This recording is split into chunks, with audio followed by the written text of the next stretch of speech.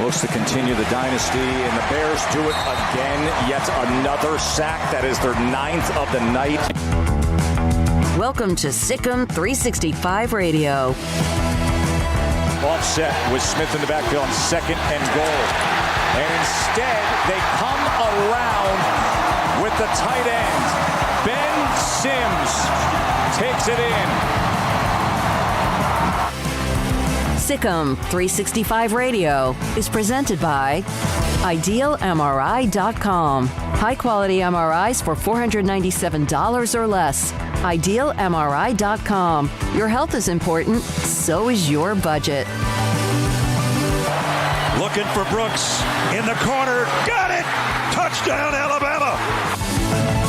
The 3 o'clock hour is sponsored by Waco Custom Marketplace. Meats, sweets, Texas treats, and a cut above the rest. 425 Lake Air Drive, Waco. The extra men on the rush. Prescott airs it out. Lamb got it.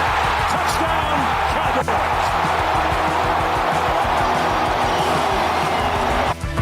Cowboys. Now here's David Smoak, Paul Catalina, and Craig Smoak. All right, here we go. It's a special day today, Sikkim 365 Radio and 365 Sports. It seems like we do this a lot, celebrating and also remembering things, whether it's been anniversaries, the first year, the second year, or number 500 shows, or Paul's birthday in March, Craig's birthday, April. Craig's in March, mine in May, and then everyone else, and of course Armstrong got engaged. So this is the last show for one Armstrong Sims. He's taking a new job. It's an opportunity that's crazy good and also can basically work wherever he wants. And so this is his last show. He was here in the studio back in September 2020, and was a part of the very first show we've done from the studio. Jack McKenzie, Emery Winter, Levi Caraway, Faith Lynch, among others, who have been a part of this journey in different times and days and stuff like that as well. So this is it for Armstrong. What we did, we got another cookie cake. American Cookie Company, whatever they're called, should absolutely put their logo on the back of our set and pay us for this. It's great American Cookie Company. Yeah, that too. There it is. Thank you and good luck, Armstrong. You know, we can lie about it. That's the case on the good luck part. Now, also in front of Craig Smoak, I said, you know what, Armstrong, I've fed him now basically for 2 years. Yes. Not sure what his parents have been doing, but I basically have fed him for 2 years. So I brought him a nice surprise. Macaroni and cheese. This is from my old college days. Ramen noodles, things like that. Macaroni and cheese, a can of Spam, which is so underrated.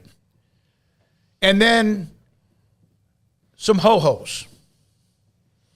And he's taking that with him back to Dallas after the show. I'm telling you, I really do think Spam is underrated. And I'm the only one in America that might think that way. No, there's a lot of people that do. There's ways to cook it that make it good. You got no thanks for me. No thanks. Yeah. No thanks. I remember one time I made Craig some macaroni and cheese with cut up like diced ham, Spam. It's too greasy for that. It's a lot of grease. You're gonna have to soak it down with whatever paper towels. It wasn't you have. recently, was it? Like when he was a kid, I hope. No, man, I'm not like picky. I'm just very plain Jane on stuff. Shocker, and I'm not a spam cat. Not many people are. Whoever is like, hey, do your thing. I don't judge you at all by any means, but it's just not my thing for sure. So that's not very appetizing. I could take the mac and cheese though. That'd be all right. And Paula wants to know: are we going to share the cookie with the audience? Yesterday, I brought in a lot of things that Armstrong likes to eat, which is basically anything with not spicy, Cajun, or seafood. And I made him have to pick among those opportunities. Today, he loves the pepperoni magnifico from one of our great sponsors, Marco's Pizza. He's not allowed to have a piece. It's back there. About half of it's gone until we get on the air in the first break. Also, we just went back and got a few other things along the way, plus the cookie cake. And here's the pepperoni magnifico right in front of Paul, between Paul and me here on the set. And Armstrong loves that as well. From Scotty B, good afternoon. For Joey, I'm just here for soft drinks and pizza. Howdy, everyone. From Joey again, guess I'll head over there. And Scott, see you in 19 hours and 27 minutes to come to Waco. Brad Strickland, good day. Brad's a great official. Always can have more referees and officials in football. And let's see, there's a couple of more as well. Rhino Wrestling. Hello, degenerates. There we are. What's up? Jeff Speakman, let's go. Craig, let's cut some promos. Is that a friend of yours? Is there? I don't think so. All right. Also from Scotty B, yes, good luck, Armstrong, going forward. DG Armstrong, best to you. Is that a parent, a relative, fake troll that you have a bunch of them, we know? And then also from Mike, nothing wrong with Kraft macaroni and cheese. I lived on that when I was a bachelor. Try tuna with mac and cheese. I made it for lunch today. Oh, I think that's a lot of protein and very, very and filling, that is greasy as well. Yeah, probably makes you feel better about the empty calories from the mac and cheese. Yes, exactly. And then DG grew up on spam and eggs with rice, Spam and ramen noodles. I'm telling you, that was a go-to along with the ramen noodles. I had a little heater, little cooker. That's what I had most, and cheese, some grilled cheese sandwiches. I was on Instagram the other day and I saw this guy cooking ramen noodles, and I was so mad because I didn't realize, when I was eating them nearly exclusively for months of my life when I was single and broke and very young and just out of college, that you could do cool things to ramen. I just thought you just boiled them and then put them in the bowl and then ate them. And that was your dinner. This guy took, and it wasn't like he took fancy ramen noodles. He took, the cheap ramen noodles from the pack that you get, 40 for $2. And he made that. Then he put a boiled egg and all these cool things in this. And I was like, well, golly. Well, that's real ramen. That's Japanese ramen is having all sorts of other stuff, meat and eggs and vegetables and things like that. You could even put some strips of cheese in there. No, it's just us Americans who have this Insta ramen that think that that's just what it is. But no, in Japan they got full blown ramen dishes. Well, and I grew up on that a little bit when I lived there. And that's, you'd go off base, you'd go to one of these Japanese restaurants, and that's what they would do. They would fill it up with protein and other vegetables. You could put I guess you put probably, it's not lettuce. What would it be? Cabbage. You could put cabbage in there among some other things as well. Joey, anyone that doesn't like Spam, stay away from Hawaii. Everything is made with Spam. Yeah, I mean, I think I like pretty much all the other, most of the other, things that come with Hawaii, like the scenery, the beaches, all that. That's absolutely right up my alley, actually. I feel like I was probably born to be on a coast somewhere. I mean, I really do. And people that have seen me out near water think that Paul can attest to it. I'm a little bit different and more relaxed. Just weird that way. But yeah, the Spam part of the diet, that wouldn't work. Andrea, when we're in Oxnard, we can convince him to go down to what's the little bar there on the beach. Yeah, the little place. It's kind of like it's a really nice place. From Andrea or Andrea, and Andrea, you can tell me which one the pronunciation. I should know. You've been on a lot in the chat room. Spam, yuck. I'm from Texas. We eat brisket. Yeah, there you go. And then also Rhino Wrestling again. Try the turkey Spam, a bit leaner. Yeah, anything turkey hamburger meat, whatever it is. I'm sure lots of anything's leaner than that. Yeah. And I'm telling you, I used to eat it a lot. Put mustard on a piece of bread and Spam. Okay, now there's a guy. His name is Joe Moglia. You may not. I did not know of him. I should have. He was a pretty long-time head coach at Coastal Carolina, where now Jamie Chadwell is, and they've had a good run. He's the one that kind of built the foundation of Coastal Carolina, and he's the one that handpicked Jamie Chadwick to be the next coach. He has been around. He's also been in the investments business with TD America. He was at Nebraska for a couple of years trying to save that problem there back when Pelini was there, when they were actually winning 9 games and it wasn't enough. He's going to join us tomorrow at 4. Joe Moglia. He's kind of almost, I don't know if it would be fair to say a consultant. He's a part of the athletic department. Here are some quotes from him. We'd love to get your feedback, and we will open the lines at around 3:20 today. All right? The phone lines, which we haven't done in a while. And it's going to be about these quotes and about college football and athletics. From Chris Vanini, who we had on yesterday from theathletic.com. The first quote. I have a lot of respect for what the NCAA has done, but if this was the business world, the entire board would get fired.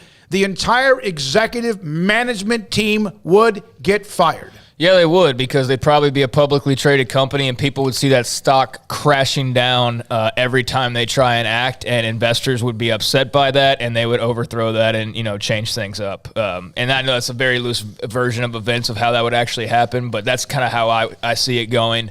If they were to be a publicly traded company like a lot of other corporations out there, investors, shareholders, they would not be happy with the product that they're getting. They would be even unhappier with the leadership that's implementing that product or in charge of that product. And yeah, there would be some fight back on that. If it was a regular business, you wouldn't get we're understaffed, sorry, but you're still supposed to do your job. But we don't have enough people because of COVID. Well, I know there's a lot of other businesses out there that did that, but ultimately you still have to put out your product, and restaurants had to just have people working double time or have, people working part-time even more or whatever. The NCAA, they've just been understaffed, and that's all we've heard. Like, that any attempt to change that, we don't know about that. Any attempt to add on, if they did, would that have made any much of a difference? I don't think any of us believe that it would. I don't think we believe these problems are because they're understaffed. So that you've been understaffed for 2 decades, because these problems didn't just start during the COVID stretch. So yeah, I agree with that wholeheartedly, that if they were a public company, there would not be, leadership just sitting fat happy at the top. We are in the first year of our lifetimes where the NCAA has acknowledged we have done it all wrong. For the rest of the time, it was very holier than thou, and this is what we're going to do. This is the mission. It can't be any other way. Why not? Because if it is, then the whole world's going to come crashing apart. And that is what got them there now. And he's right. Companies that can't restaff, you can't hire people after you have little downturns, it's because of several things. One, your business model doesn't work. Well, we know that. For the NCAA, it's over. 2, and that means like you're, think about, like, I just read an article yesterday. Peloton has lost $757 million so far this year because they they didn't project out for what happens when people can go to the gym again. Are they going to buy Pelotons anymore? It was a COVID fad. Yeah, it was a fad. So now they have to find a new way to grow their business out. Well, the NCAA, their fad is over. And not only that, when you have jobs open, because clearly they need the people, well, you're not doing anything to entice them over there. So what's wrong with your business, your place, business that model? No one wants to work there? Hell, man, nobody wants to. I mean, for all we know, there's not a whole lot of people lining up to be the president of the dadgum thing, much less the underlings who are doing enforcement. I know we got college football reporters who probably know some of those enforcement people, so I've seen a couple people comment, hey, don't blame this on the people in Indianapolis working in that building, the NCAA and all that. But it's like, okay, so who are we supposed to point to? I mean, Mark Emmert's on his way out the door. I guess we could point to him, but I've even seen some go, well, it's not technically his fault. But we're not talking specifically about individuals. We're talking about the body of the NCAA. Whoever's in charge of that, whoever's working under that umbrella has not been doing their jobs correctly. And some of that might be out of their control. Some of that has certainly been in their control. But bottom line, it doesn't even matter who we're talking about. It's just it's obvious that that's a part of college athletics right now that is on very shaky ground, with not a lot of faith behind it. Certainly not a lot of faith from administrators and college officials. I think that's clear every time they speak. And it is what it is. So at some point we got to stop picking and pointing and just do something about it. He is, by the way, again, Joe Moglia will join us tomorrow at 4. We're thrilled to be able to get him, thanks to Kevin Davis at Coastal Carolina. He's the Coastal Carolina's chair of athletics and executive director for football. He's not even getting paid but $1 to work at Coastal Carolina because of some of the cutbacks they've had to make. He's fine. He's made his money. If he wanted to keep making money, he would not gotten back into college athletics. He would be at TD Ameritrade. Here's another quote from Joe Moglia. Love to get your feedback as we put these quotes up. This is getting closer to what Craig and Paul were just mentioning about the commission, about the president. Here's the next quote. If there was ever a time in college sports had to absolutely act like a real business and run like a business with a sense of urgency, it is now. I sit in meetings and see great ideas. Here's the kicker. But I don't get a sense of urgency until until now it's kind of almost too late. Armstrong, look at your email for a picture I sent to you, by the way. I don't think that there is a sense of urgency. That's what he's saying. But I don't get a sense of urgency. No, I don't think the NCAA has ever had a sense of urgency. And nothing is going even this has not given them a sense of urgency of all falling apart, because what's urgent? They're going to redo the governance, and the NCAA might not even exist anymore. Heck, I would change the freaking name if I was the new governor. Just do a new thing. Don't call it the NCAA anymore. It has a bad connotation. While it did many things that were good, the later part of its career was bad. So it's kind of like Bill Cosby now. So you don't want to be called the Cosby Show anymore. So just move on. I think that if you look at their whole history, losing lawsuit, there was never urgency about it. It was just like, oh well, we lost. All right, what are you going to do? You got to live in the new world, so fix it. I think when you got a group of people who have been bulletproof their entire tenure, you probably don't know what it's like to not feel bulletproof, and you probably convince yourself that you're bulletproof. The NCAA has been able to do pretty much whatever, and they've been under attack multiple times, and they just still stand, and they still run their tournament, they still do all that. They still enforce to a very limited degree, but, for the longest time, people have been complaining about them. And, nothing's ever changed. So, why would they change now on their deathbed? Why would they begin to change now? One, I don't think it would really help at all. Or if it did, to what extent, I don't really know, because I kind of feel like, everything's kind of out of the bag at this point. But two, what in theory, here's the thing with the NCAA, we sit here and bag on them or whatever, but I don't even know what they can do. I don't even know really what they do outside of the basketball tournament. At this point, I really am unsure. I know that they're apparently going to start trying to enforce NIL laws, but I think all of us just sit there and see an article like that and we laugh and go, yeah, okay, sure. Now, if they were to come out next week and have some major notice of allegations on Miami, or just name a program that's been, in the NIL scuttlebutt, then maybe that'd make people go, okay, and stop for a second. But then ultimately, 30 seconds later, people would probably laugh it off and say they're not going to do anything. They don't have any enforcement. They're just going to get sued anyways. And that's what they are now. The whole time Baylor was under investigation, we knew that if they went a certain direction, just for the sake of trying to do can't think of the phrase, but if they wanted to try and make an example out of Baylor, like they very well could have, we knew that there was a lawsuit coming right back in their direction as soon as they did that because they had no jurisdiction. So we knew it was kind of a phony thing to begin with. The only thing we were unsure about is what level of violations and like recruiting or things that we were unaware of that could have been uncovered that maybe dealt to a penalty. But outside of those things, there was not a single thing about all of those other things that were all that worrisome because it wasn't under their umbrella, even though I think for a long time people thought that they could just pretty much do whatever they wanted because they did. And now it's very clear it's the total opposite of that. So at this point, with no teeth and no real muscle and barely a functioning office the way that they try and phrase it sometimes, I mean, what is there to even be worried about if you're any of these schools who have been dabbling in NIL knowing full well, like, hey, we're just going to sue them right back the moment they try to do something. Before they even got to the Alston ruling, 9-0 on the Supreme Court, and go back to the history of the Supreme Court and look how many times it's unanimous. I mean, even historically, things that were like morally reprehensible, some people voted to keep in. Like 9-0, the Supreme Court completely agreed across the board on Alston. Before they even got to that one, once they lost Penn State, yeah, it was all proactive. Yeah. Once Penn State got undone, North Carolina then right after that undid them even further with their academic scandal that they tried to push. The lawyers were always better on the other side. The NCAA should have had that sense of urgency then going, oh, wait, this changes everything because we can't just say what we think is the rule. Then what happened with Oklahoma State?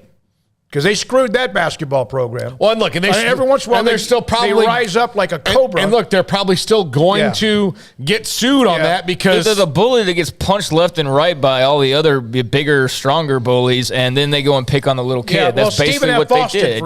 That's what they do. That's why it's a running joke of anytime. Like, I've seen this joke 10 times in the last 2 weeks of like Miami offers this or Tennessee offers that or Texas, whoever you want to say, and immediately the response is, oh, man, this is really going to suck for South Dakota State because everybody knows it's we're talking about a joke. I mean, we really are. That's the response is, Texas could come out and say that, Steve Sarkisian purchased the Lambo for Bijan Robinson, and they're not even probably sweat that. You know what I mean? Like, that obviously would be an egregious, well-known violation. But ultimately, like the joke about it is if that were to happen, I know that most people would be like, oh, man, Texas State's going to get really hammered for this. You know what I mean? Like, that's the response. Yeah. So you're pissed off at Penn State, or you're pissed off at Ohio State, or you're pissed off at like Florida. So go smack Troy or Toledo SFA. And the reason they do that is not because there's some kind of moral high ground. It's because they know that, like, for example, Oklahoma State's penalty was only 1 year. So it is only 1 year with a pretty damn good team. Yeah, but I'm talking about in the sense of like legal hours that they would have to do it. Is it worth it for Oklahoma State for a 1 year postseason ban to be in court for 5? Because that's what it would be. Well, and they couldn't get to it in time before the season was over. Yeah. So that's why they can do those things. Here's an image that just popped into my head about the NCAA. Armstrong, here's what I just sent to you. This is the image. Ignorance is bliss. Don't let this be you. That could absolutely be the NCAA. Now, okay, back to another quote from Joe Moglia, who's a part of Coastal Carolina's athletic department, former coach. That's applied to all of social media, really. Yeah, no, that's that true. Image right there. Now, here's the one about Mark Emmert, and this is from a guy, remember, that was a coach in the NCAA with Coastal Carolina. The face of the biggest lack of leadership in the history of college sports, and he gets an extension. A year later, he's no longer going to be there. Now he's a lame duck, speaking of Emmert. I think that borders on unethical. Whoever put that contract together, I understand Emmert taking advantage of what they gave him or give him, but that's a horrible executive decision. The guy hasn't done his job. Yeah.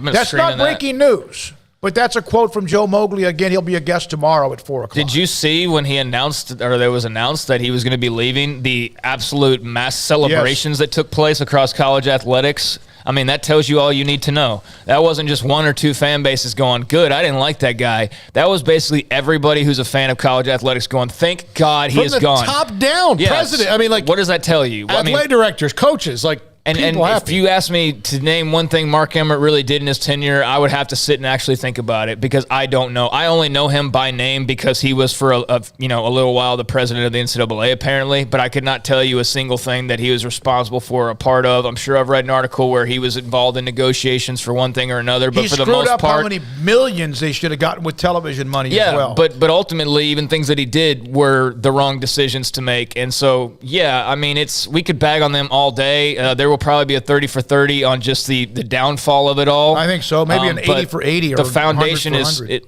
The foundation is crumbling. There's debris constantly falling every other minute, and I think that's apparent to everybody. And as I just saw, Jim Phillips from the ACC had a comment just a moment ago that came across my feed. He's on the NCAA Transformation Committee. He said, a trimmed-down NCAA with more authority but more responsibilities will fall on conferences and more is going to fall on institutional level. That's what he sees as being the future of the end of the trimmed-down NCAA is more responsibilities on conferences and more falling on institutional levels. And by the way, Dr. Livingstone of Baylor's on that same transformational committee as well. Let's just when he says falls on the institution, let's use the example that we know the best of, the Baylor scandal. Most of the punishments that Baylor suffered were not from the NCAA. It was from the immediate departure of recruits, the immediate firing, the institution, Baylor. And their conference. Were much harder on Baylor than the NCAA was. Yep. And that was pretty darn effective in the short term. I mean, it was immediate. It wasn't 5 years down the line, 6 years down the line. They took a baseball bat to both knees. And I know that some people are still mad about Baylor getting fined. They were fined. They got most of that back and all that. But, I mean, they took it to them. The conference said, the hell with this. But if you whether you like it or not, that's if you want a historical example of where there was a scandal, there was immediate repercussions for everyone involved, coach, athletic director, president, the whole recruiting class left, all of those things happened, plus fines from the conference and different things on down the line, then that's probably the starting point. There's probably some more effective things you could have done to a school like Baylor in the short term. You think conferences, though, will do that to their own in other places? I think if they've got the power to do it and there's no other place for those schools to go, what are they going to do? Was West Virginia going to be like, we'll leave? No, I'm not talking about that. I'm talking about most conferences normally take care of their own. No, you're right. And you're going to give them the power then to scold or penalize their own. That's going to be interesting. I don't trust the SEC doing it. That's what I mean. I don't trust, I don't really trust others to do it, but I don't trust the NCAA. So what's the difference? Well, I mean, at least that we know there would be some level of accountability because I know who the commissioner of the SEC is. I know who the commissioner of the Pac-12 is. I know who the Big 12 is eventually going to have another commissioner, and we'll know who that is. And, we knew who Mark Emmert was, but outside of just hearing his name pop up, could you pick him out of a police lineup? I mean, could you really say that you know anything about this dude?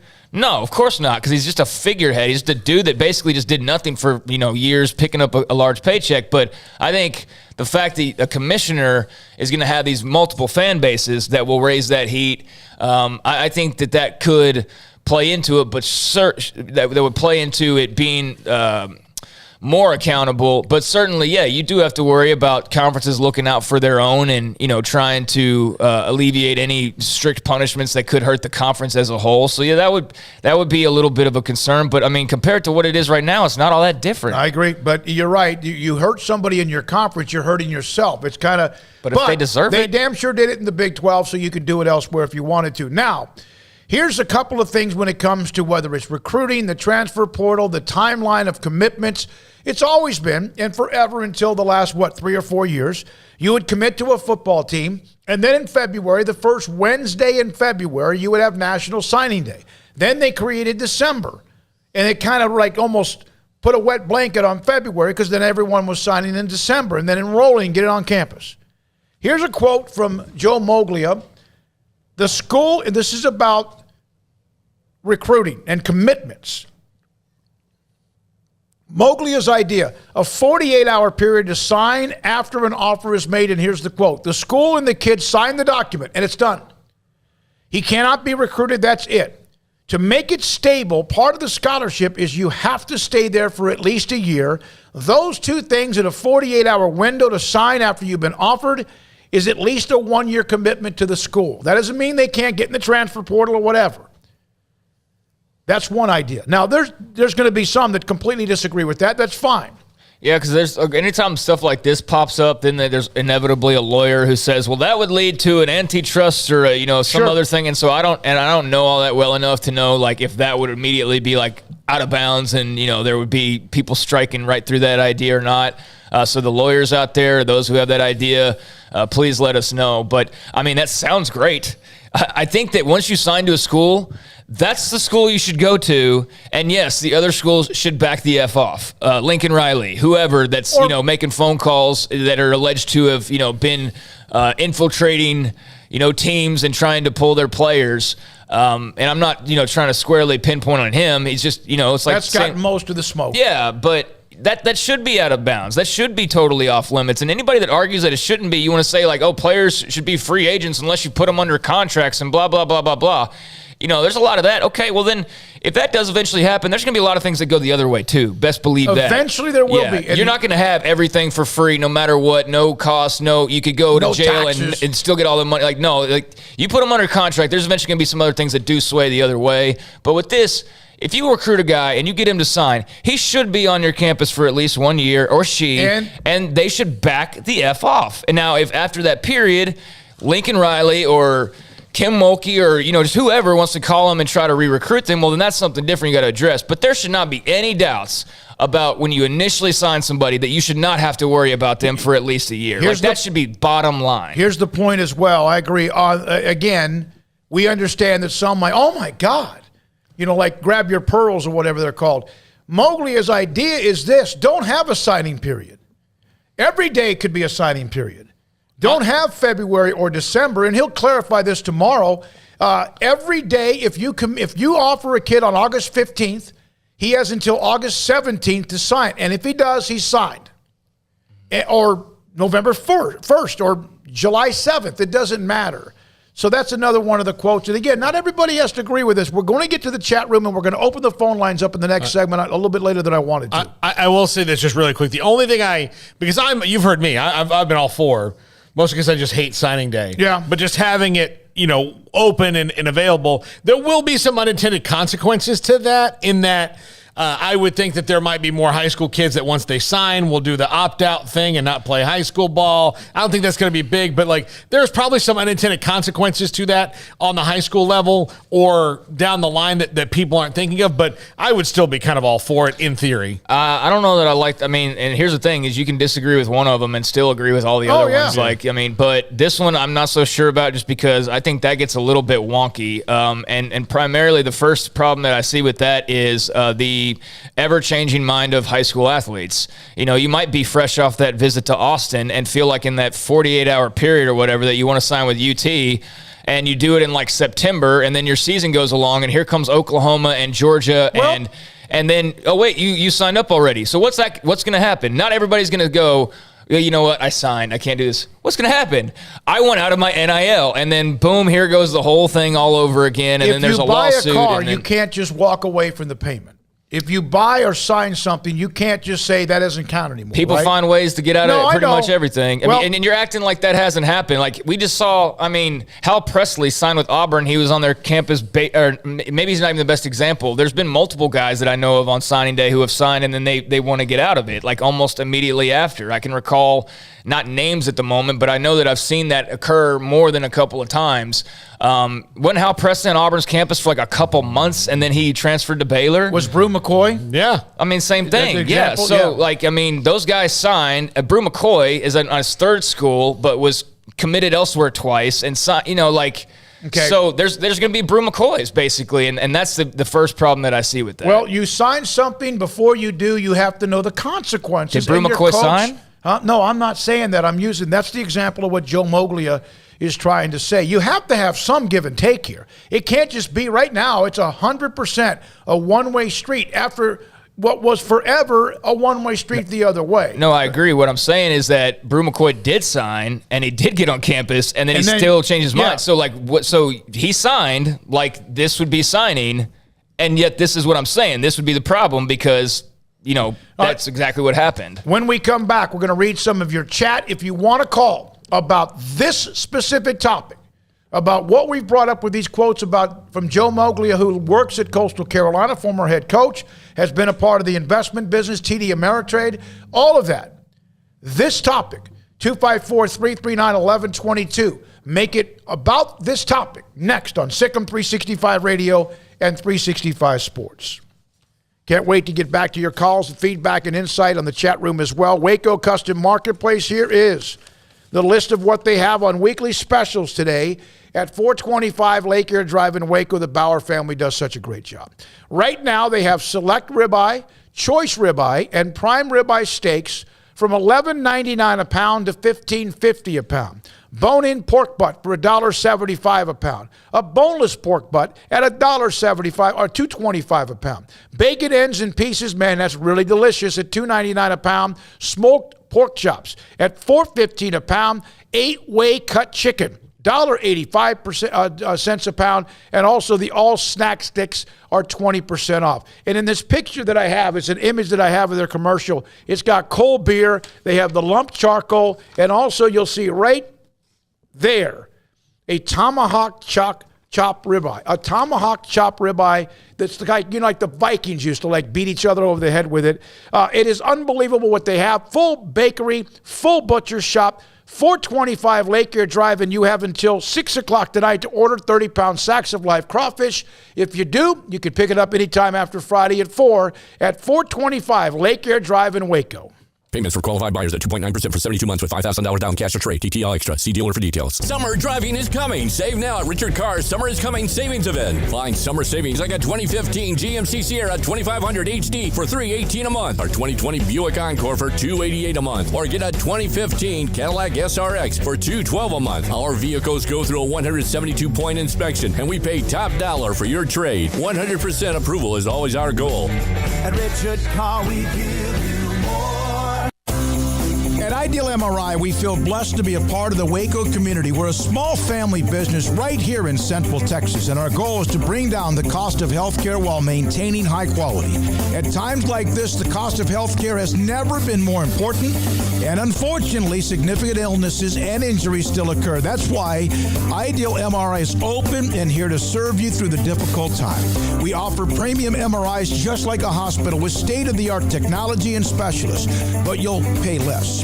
Sometimes thousands of dollars less, whether you're using insurance or not. At Ideal MRI, we accept most insurance and there are no hidden costs, even offering financing if that's needed. Everything included in the price, and you'll not get something as a surprise in the mail later on. If you need an MRI, ask your doctor about Ideal MRI. They'll know. You can schedule an appointment safely from home online in minutes at idealmri.com or give us a call, 833-IDEAL-MRI, idealmri.com. In the market for a quality metal building? Since 1943, Pioneer Steel and Pipe has helped Central Texas residential and commercial customers with metal building design, panel options, building components, and trim options. Pioneer Steel and Pipe's residential line is energy efficient, offers low maintenance, reduces insurance payments, is impact resistant, and carries up to a 45-year limited warranty. In addition, they can also help you find a metal building contractor for your project. Pioneer Steel and Pipe with locations in Waco and Bryan and at pioneersboys.com. In Texas, there's pea-size hail and baseball-size hail. Guess which one hit our house? We didn't even know where to begin, but we called our Texas Farm Bureau insurance agent, and he was so reassuring. He knew exactly what to do to get our house back into shape and our lives back to normal. Now, we're even more thankful for the roof over our heads. Stop by and see our agents at one of our 3 McLennan County locations. Coverage and discounts are subject to qualifications and policy terms and may vary by situation. Did you know that Waco Regional Tennis and Fitness is a partner of the City of Waco? Did you know that we are open to the public? Waco Regional Tennis and Fitness offers day passes to the public for only $10 a day, and we offer money-saving memberships. Waco Regional Tennis and Fitness offers over 40 group exercise classes each week, including bar, yoga, boot camp, indoor cycling, and more. There are free weights, weight machines, TRX, rowing machines, stationary bikes, new treadmills, elliptical machines, and much more on the spacious weight room floor. Personal training available where you can be encouraged to grow. Sauna, whirlpool, tanning bed and kids club, 17 tennis courts, 8 pickleball courts, youth and adult tennis and pickleball lessons. Waco's premier experience, where you can help your mind, body, and soul. Visit our website at wacotennis.com. Call us at 254-753-7675 or visit us next to Hawaiian Falls on Lakeshore Drive in Waco.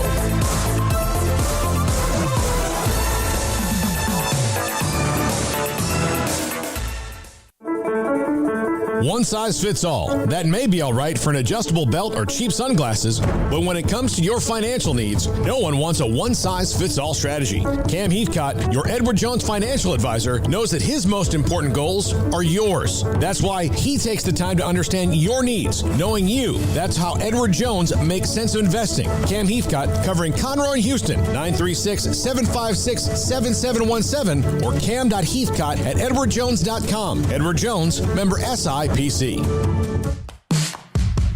This is Sikkim 365 Radio. Text us at 254-339-1122. The Sikkim 365 Radio text line is sponsored by Riverbend Liquor and Wine, with the most extensive variety of craft beer in Waco. A hidden gem on Lakeshore Drive and 19th Street. A lot of you are responding to Joe to Moglia's comments that we'll have tomorrow as a guest from H-Bar Farkle. Man, I got to be careful the way I say that. Moglia's idea sounds like a great start. And that's another thing. He's not saying this is the end all. He's just given maybe a little leadership and suggestions. It's not even his job, but he is involved in college athletics. From Daniel Collect, stay at least 2 years. In my opinion, if they leave after a year, they pay for tuition that was on the scholarship. And again, there's going to be a lot of legal wrangling about that and whatever happens, but at least have some concrete, hey, let's see if this works. Let's go to the phone calls at 254-339-1122. All right, Chris in Missouri, thanks for your call. You're on Sikkim 365 Radio. Hey, guys. Hey, I think Moglia has some great ideas, but I just don't know if they're enforceable. You know, the idea of, signing a kid with 48 hours, to have a 1-year commitment, that was great when you had student athletes. But now that you're courting these guys, they're almost employees. And I just don't know legally if you can say to an employee, hey, I'm going to sign you to a contract and you can't go anywhere for a year. I think Congress is about the only chance we have of, coming down on these guys with both feet, because we've opened the Pandora's box and nothing makes sense anymore. Thanks, guys. Chris, thanks for the call. You guys responded to that, but that leads me to the next quote, and then we'll get to the next call because it walks right into what Moglia said about student athletes. Yeah, people have suggested doing no competes, but the problem is no competes are going out the window and are basically, unlawful at this point, I think, in the minds of a lot of people. So, yeah, I mean, you can't sign them to a no compete. And if you were to do that, then, that gets to employee territory. So I think from both sides, one, just the idea of a no compete in general, and then two, even if you could enforce that then I think would in turn lead to an argument about employee status. So, you're kind of damned if you do, damned if you don't right there. That's the first thing that comes to mind for me. It's just that, and I'm with you, that's that legal side that, that's why we need those who do have the legalese expertise to chime in when they can, because that's ultimately what the big brick wall is that the NCAA ran into over and over and over and over again. What can they actually do? Yeah, the reason non-competes, the biggest thing is that non-competes are coming undone is, if, especially when you talk about, Craig, employee status. So let's just assume that there's some kind of broad employee status that would come into signing a contract when you're a college athlete. So that's the presupposition for my argument here. If you're trying to make somebody sign a non-compete, the reason non-competes don't work anymore is, and so you've had to serve under a non-compete before in your career. You're telling me that you don't want me to work for you anymore, but you also don't want me to work for anybody else. Yeah. It doesn't make sense. It's, again, it's kind of like the NCAA saying, well, we own your name. Well, no, you don't. I own my name. And yeah, you can't tell me I can't work. Like if I'm in the same town or whatever, I can go and go anywhere I want. So yeah, non-competes are losing on that because the legal argument behind it makes no sense. Yeah, I think that investment firms, there's something there about somebody leaving from one company to the next and who they can take with them as far as clients or whatever. But I don't know enough specifics about that. Like if you're an investment firm, you have to. I would say there's got to be some lead time so that you have some time to at least make the other people an offer, as opposed to I'm leaving, I'm going this other place, and here's $250 million in investment. Yeah. All right, before we get to the second call, we will get to you. Here's another quote from Joe Moglia on what Chris was just talking about. That's dealing with terminology. He was talking about making athletes employees with contracts, with semantics, with labels. To me, that's irrelevant. Get the structure and the foundation right, and you build on top of that. Should they be employees or students? I love the idea of student athletes, but right now, a good student athlete is up for auction anytime he wants, and that's a ridiculous way for college or a business to operate. Professional sports, they don't operate that way. Yeah, so that means to me, if you got to make them employees, you're going to have to make them employees. I mean, that's, and then that, again, that's a whole other, bag of cats there. Yeah, and I don't know, too. I just try to look at it from all sides. There are obviously a lot of adults who are guiding these young men and women in certain ways. Wouldn't even think it's the majority. Certainly not when you're talking about like all the NIL deals, because we know plenty of people, including Faith. It's got like a thing through volleyball, and she's not dealing with like an agent and all of that. But I think Jordan Addison probably is. I think some of these other guys probably do have some form of representation like that, whether officially or unofficially. But be careful what you ask for too, because again, you start to get into that employee status thing or whatever. I know that's not what the colleges want, but there is some take back from that as well. I think the college athletes have it pretty good the way that it is at the moment. I mean, this is about as good as it's going to get, because it's clear that they've gotten so much that now there's this pushback. So I wouldn't be trying to, I think, push too much further ahead, but maybe you see that the blood's in the water and maybe this is the time to do that. But I would just be wary as a college athlete who is involved in the big money part of this is, if this does go into employee status, well, that's when agents come into play, and that's when all of a sudden taxes come into play, and that's all of a sudden when, a lot of the government comes into play and starts to look at yourself a little bit deeper than they did, originally when it was just an NIL student-athlete deal. So, there's a lot of give, but there's always going to be some take back, and right now there hasn't been anything taken back, and I'm just waiting for that wave to come, because that's coming, especially if there's employee status. That's going to go well for the student-athlete, but that's also going to go against them in some ways as well. There's going to be something that we don't even think about right now that might pop up as far as down the road, which is why you should go through all of the bells and whistles, check the boxes, etc., on both sides to make sure you're like, oh, damn.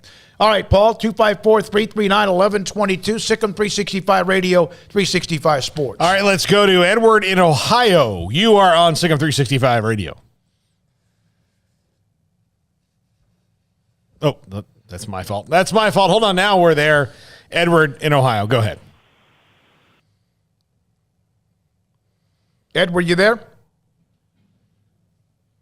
Hello? Edward, I guess you're gone. We were going to go to you. Sorry about that. If you want to call right back, we'll get to you before we take the next break, if we possibly can. Yeah. And maybe I got the name wrong, but it said H Mart Fargo, and I'm calling about the low video statement. So I think that's a robot answering machine issue, but please call us back. All right. And if you do, we'll get you on the air before the break. All right. Matt in D.C., thanks for your call.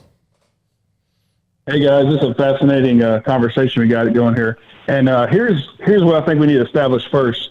A 17-year-old that signs with the Arizona Diamondbacks is guaranteed to work for them for 7 years. So I think we need to stop treating the football players and any other one that goes to the NCAA to a college. Maybe the contract needs to be written the same. Like, maybe they have to become employees and say, hey, if you want to play here, we own your rights for 3 years, and after that you can go. No one's forcing you to play, and you can leave it if you want, but to play for Baylor or Alabama, we own your rights for 3 years. It happens in Europe. Soccer players that play from the biggest clubs are drafted at like 12 or 13 years old, and when they go to their academies, they play for that team. They own their rights, and I think maybe that's one way to slow down the transfers and movement. We're going to have to look at it a whole different way, and I think everyone's freaking out because we just have never done it in America. We don't have these academies where the super athletes are drafted. Like, imagine if the Cowboys were drafting, high school football players, and then 4 or 5 years you're coming to us, because that's the European model, and they seem to work it out fine over there. So I think maybe we just have to look at it as we own your playing rights just like a professional contract. Maybe that's an option. Matt, thanks. Thank you, Matt. Appreciate your call in D.C. We're going to get back to this on college athletics and Joe Moglia and much more, including a couple of comments, a quote from Nicole Arbach in theathletic.com about the possibility of even uncapping the number of scholarships a school is allowed to give no matter the sports. We will be hearing in a moment from Baylor men's tennis head coach Michael Woodson. They're hosting the Super Regional this weekend against Stanford after their win against Texas A&M on Saturday to get into this particular part of the tournament. And Michael Woodson joins us now on Sikkim 365 Radio and 365 Sports. Michael, thank you very much for your time. You guys have been here before. How much does previous experience matter right now? Well, first of all, thanks for having me. I appreciate it as always. It's great to catch up. That's a great question, and I really feel like it gives us a lot of comfort. An understanding of the moment, the situation, what we're up against, and when the lights shine the brightest, it's not something that our guys haven't been through before.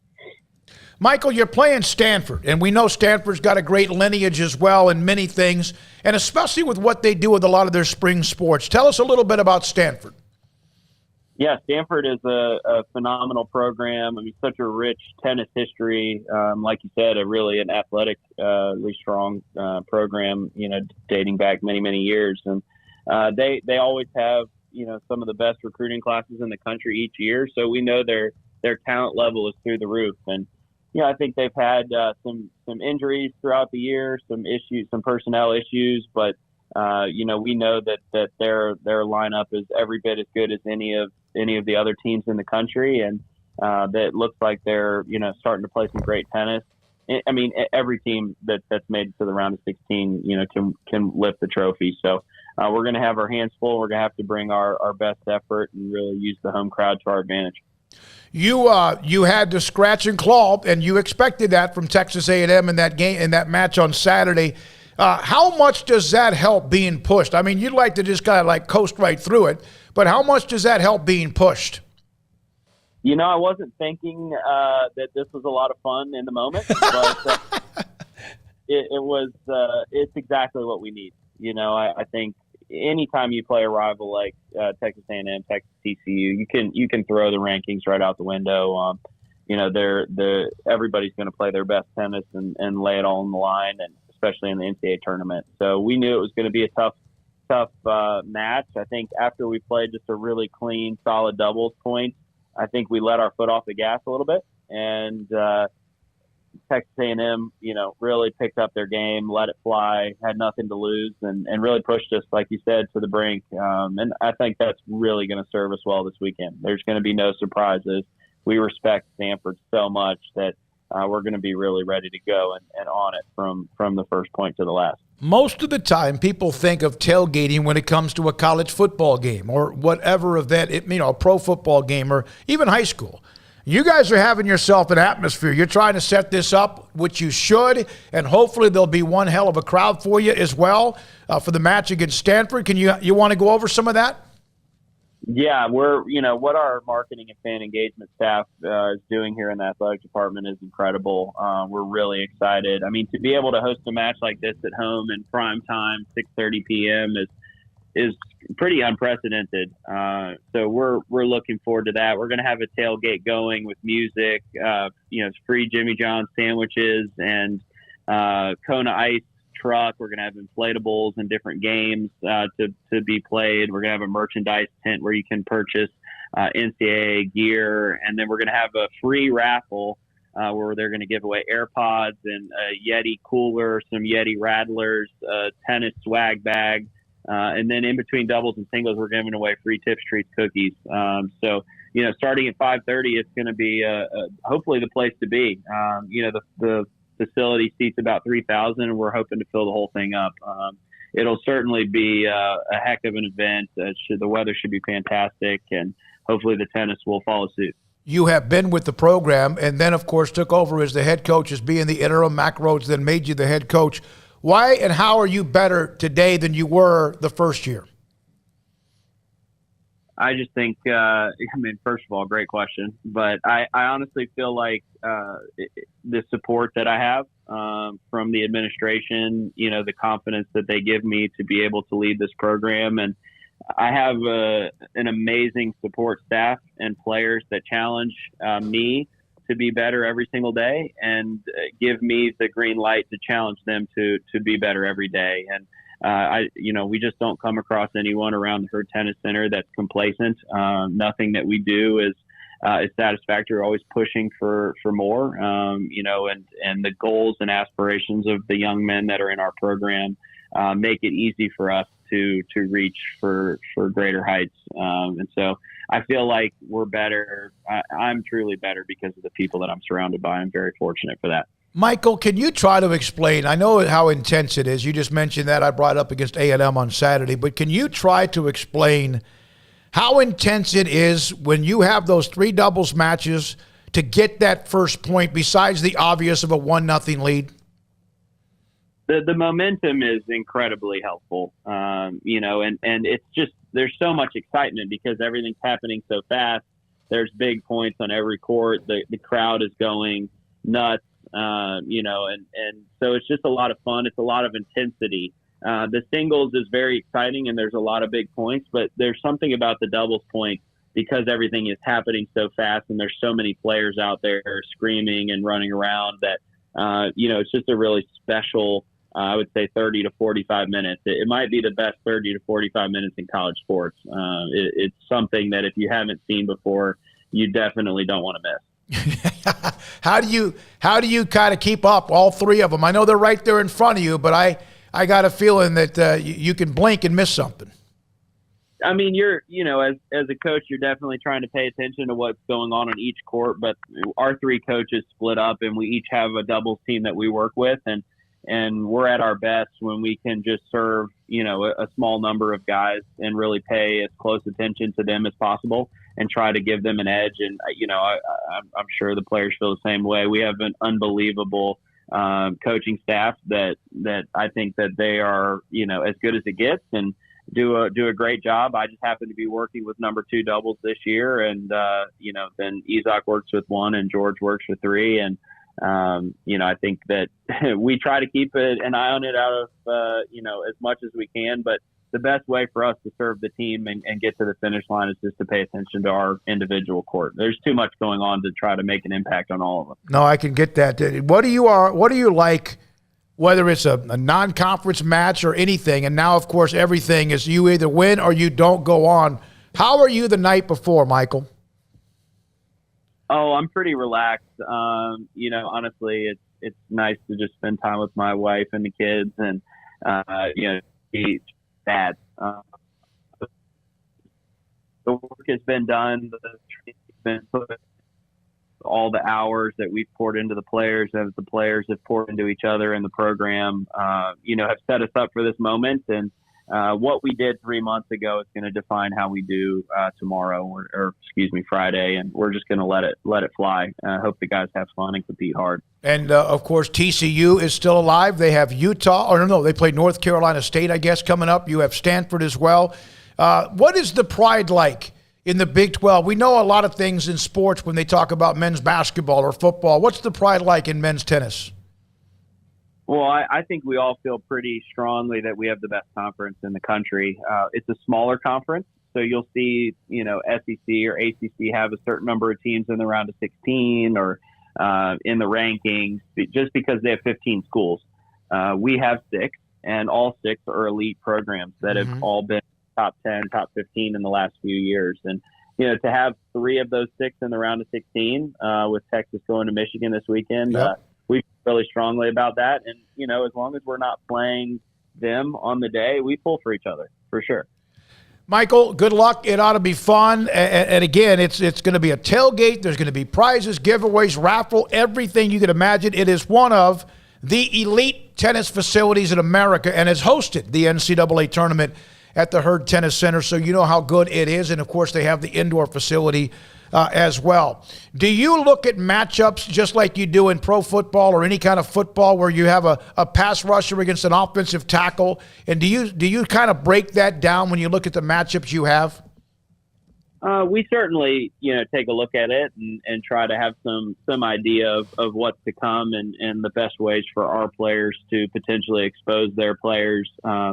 That being said, every day is a little bit different, and what each guy has working on the day can vary. The conditions, the situation, the environment. So we really do just kind of roll with it once the match starts, and don't feed the players too much information because we want them to play their game and trust in themselves. But we have as much information as we can, and we prepare accordingly so that we're ready. Hey, it's a rowdy, at times, almost Ryder Cup atmosphere, isn't it, Michael? Yes, for sure. I mean, that we highly encourage the excitement. The players love it. They love to play to the fans and play in front of a great Baylor crowd. And it's just an incredible atmosphere. And it's, it's on us. The product is phenomenal. It's on us to make sure to market it properly. And I'm so thankful for administration and the marketing and fan engagement staff for doing their part and doing it at such a high level. It's going to be a heck of an event. Thank you, Michael. Good luck. It's Michael Woodson, head coach of men's tennis at Baylor. Last year they made the trip to the Nationals. Again, it's Stanford, big-time name, coming up this Friday at Baylor University. And one of the chat rooms is it is kind of a rowdy crowd. It's not quiet like a library. It is, or maybe a regular golf tournament. It can get very, very noisy. When we come back to more quotes from Joe Moglia and your thoughts and comments. And the phone number, 254-339-1122. Focused on college athletics, some of Joe Moglia's quotes. And that doesn't mean you have to agree with all of them or any of them, but just kind of giving you some ideas of where he is. And he'll join us 24 hours from now on Sikkim 365 Radio. Back in a moment. Alan Samuel's huge new car and truck inventory right now in stock at Loop 340 east of 84 in Waco, with brands that win awards year after year. The Ram truck, back-to-back Motor Trend Truck of the Year, including the 2022 Ram 1500 Lone Star Quad Cab. Total value is up to $7,000, or get $2,500 in bonus cash and 0% financing for 60 months. First responders an extra $500. This truck gives you everything you need for power, performance, towing capabilities, luxury, the feel. Repeat winner, back-to-back Motor Trend Truck of the Year. Again, it's the Memorial Day sales going on right now at Alan Samuels, Dodge, Chrysler, Jeep, Ram, Fiat. If you go by there, say hi to Ted Teague. He loves this show. We love their feedback and also sponsorship on Sikkim 365 Radio. Baylor University is where lights shine bright. So, let there be light. Let there be roommates and teammates, scholarship and championships. Let there be fresh starts and new traditions, fast friendships and lasting impacts. Let there be laughter. Let there be joy. Let there be light. Baylor University, where lights shine bright. From the first workout to the last practice, sports is an incredible and rewarding challenge. Hi, this is Dan Ingham with the First National Bank of Central Texas, and we're proud to support each athlete, every parent, and our educators. From families, small businesses, to the biggest industry, we're here to help. With remarkable products like our free First mobile app, we've got banking ideas that fuel big dreams. That's the First National Bank of Central Texas. Familiar faces making local decisions. Member FDIC, Equal Housing Lender. Boots add protection. Good boots help you climb better and move forward faster. And when your son or daughter steps into the boots of a U.S. Army officer, they also learn how to lead. In these boots, they'll gain more confidence with expert training in one of more than 150 occupational specialties. In these boots, they'll stand a little taller and lead a team with diverse backgrounds and areas of expertise to successfully accomplish whatever challenge comes next. In these boots, they'll earn respect with valuable experience from day one that will give them solid footing for success into the future. Highly qualified candidates who earn a spot on our team can receive comprehensive health care coverage, college tuition assistance, and a bonus of up to $40,000. See all the things your son or daughter can achieve in our boots at GoArmy.com. U.S. Army Waco Recruiting Company, 254-598-8131 or 254-776-1543.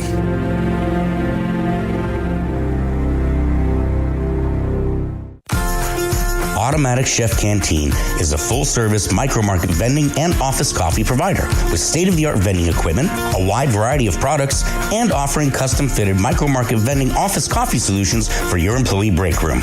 You want a full break room solution and a workplace oasis? Well, Automatic Chef Canteen, locally owned and operated for over 50 years in Central Texas, also includes in-house mechanics on call 24/7 for fast, reliable service and maintenance. Automatic Chef Canteen, 6900 Imperial Drive in Waco, or online at automaticchefcanteen.com.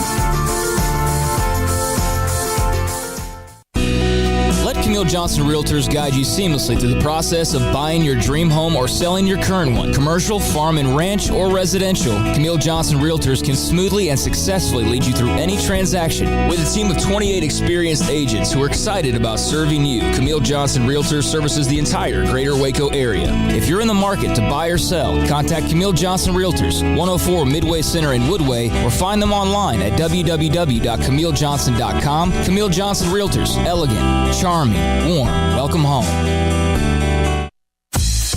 Baylor Scott and White Southwest Sports Medicine and Orthopedics, the team physicians for Baylor Athletics, diagnosing and treating all sports-related injuries, including concussions. These specialists also provide orthopedic services for athletes and non-athletes alike, whether it's knee or shoulder pain, hand or wrist injuries, orthopedic spine care, and even an arthritis and total joint clinic. Trust the doctors Baylor Athletics trusts. Baylor Scott and White Southwest Sports Medicine and Orthopedics wants to get you back in the game.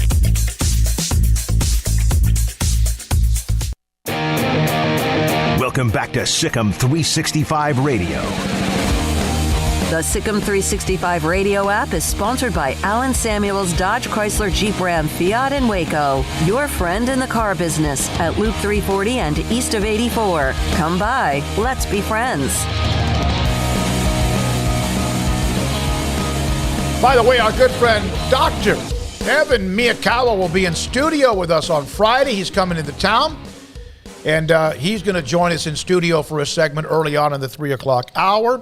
We've got a lot of guests already lined up for tomorrow. And we will continue now the show with your calls, feedback on the college football quotes, thanks to Michael Woodson. I got one more quote from Joe Moglia about coaches' contracts. Yeah, that too. All right, Paul. All right, JD in Ohio calling us back. Sorry about that, JD. Much easier to read your name now. JD in Ohio. Hello? Yeah, go ahead. Yeah, this is H. Barfarkle. I have no idea. What do you want to talk about? All right, you got to turn down the sound if you can. Otherwise, you're going to be completely confused, and we are too. Yeah, go ahead. All right. We got to move on. Yeah. If you call us, and just sometimes we do have to make sure you remember, you call us, and if there's audio in the background, there could be delay, and you get caught up, we get caught up, and then that's what happens. If you want to call us, we want to hear from you, believe me. All right, let's go to Mike in Oklahoma City. What's up, Mike? Can you hear me? Yes. Sir. Oh, thank you. Enjoy your show, gentlemen, and just kind of spitballing on the NIL thing. This is just outside the box, and I'm kind of wondering if you couldn't have, it would make sense to me maybe that you could have the duality of being a student at the university, and I liken this akin to somebody that's millions of people who work jobs and still go to college, that you might be able to still attend the university and be hired as a contractor, still an employee, but as an independent contractor. If you look at Amazon, a lot of controversy they have, but it's smart on the economic front of it is all their truck driving is done on contract basis. They do that to circumvent liability, responsibility on many fronts, but it makes a clean break in my mind from the business end of it and still keeping the autonomy and the intent of being a learning institution. Also, the part, and this is really striking to me this last week, the numbers that we're looking at, $1 billion that the Big Ten signed, on their new TV contract. When you look at the amount of money, just like the universities have been guilty of not I believe the kids should get paid for what the risk and the amount of money that's at play. Just by virtue of that, the billions of dollars that are coming in. Look at the ESPNs and the Fox and the people where that water in the sea rather than in the well from the universities. You've got these billions of dollars that somehow, and they are benefiting from the NIL, and by virtue of NIL, these players are represented on the TV channels and the streams, which are just going to continue to escalate. That maybe there should be a correlation between an independent contractor and these streaming services and TV contracts there also. I do think a lot of this is maxing out, and the number that has always stuck with me and will, and I think my Sooners with Venables, they're playing a smart card right now too, and that's staying. This is going to be reinforced, I think, with many of the kids. Is you're part of the 98% of the people who are not going to be NFL football players. Okay, you're going to be focusing on this education, what the degree actually means, and to keep that emphasis in that direction for the 98 out of 100, not the 2 that potentially make it to the NFL out of the best of the universities. And that's what's going to sustain football programs, the 98, not the 2. And I think you're only going to have a certain percentage of these people that are going to be the multimillionaires. And this is getting so ridiculous right now. It's inevitable that I think that gets figured out just because of the animus from one player to the other on what's more important. Well, the most important thing is to have a sustainable football program 5-10 years from now, and that is how I think you're going to sustain things. And Venables and OU are making some bold moves on that, like on the committal front. Don't come here until you've exhausted other options, and exhaust them by all other means. But in the meantime of all this NIL and transfer portal, which is up to 3,000, and God knows how far that will go before we realize that's not the kids themselves are going to start to see that's not workable. That the glue is the 98% of the kids that are going to stay, and we'll get by with three stars and some 4 stars and some 5 stars, and without having to buy into this part and let the NCAA pretend that they're going to address tampering. And by the way, Jordan Addison, it's ridiculous now. He will sign with USC. I think everybody knows this. This is just Caleb Williams Part 2, and visiting to Texas over the weekend and making a mockery of just as much a mockery of the sport. That is where Lincoln Riley's is at fault. I don't blame him for going on. It was a smart move. He didn't want any part of the SEC. That was clear and evident. And so I think there's mockery being made on both sides until people start to walk the talk and start to do some things. But Mike, just a few things out there. I appreciate your show. Thank you very much. We appreciate your feedback on many things. And then the Jordan Addison decision, of course, he, as Craig mentioned yesterday at Texas, and who else was involved. And there's a lot of smoke about the UT. It's not going to surprise me if he ends up at USC or UT at all. Those are probably the 2 that are the favorites, and I get why they would be. Yeah. Is that what you're going to say? No. I was going to say Jordan Addison, right now there's a lot of smoke there. And Xavier Worthy's posting pictures of Addison's graphic, in a Longhorn uniform. And you got, recruits that are putting up smiley face emojis relating to that. And there seems to be a good little feeling in Austin right at the moment. I don't know if it's legitimate or not. Would it surprise me if he ended up at Texas? No. Somebody pointed out that Lambeau of Austin just followed him on Instagram, so you know what direction that's going. And it'll be interesting to see what he ends up ultimately doing. I mean, at some point he's got to pick a school, right? I mean, he does have a little bit longer to go, I suppose, but at some point, I guess in the next couple of weeks, you would think he's probably going to decide on something. But yeah, there's a lot of smoke in UT. Little corner right now, so we'll see if that counteracts whatever USC has done or whoever else has joined the fray. But it has been interesting to watch this, and obviously it would be incredibly interesting if he were to join up in Austin. All right, thanks for the call, Mike, 254-339-1122. We appreciate those of you who have, in fact, been able to get on the chat room or also call us today. And I'm going to get to a couple of the chats here in a minute. Roger Dodger, while he was talking, 18 as an adult. Does your neighbor come over and just drop off money? No. Life and money is not guaranteed. All right, Roger, thanks for the time. Go ahead. Yeah, I was going to say, he said a lot there. So what do you guys think about some of what he had to say?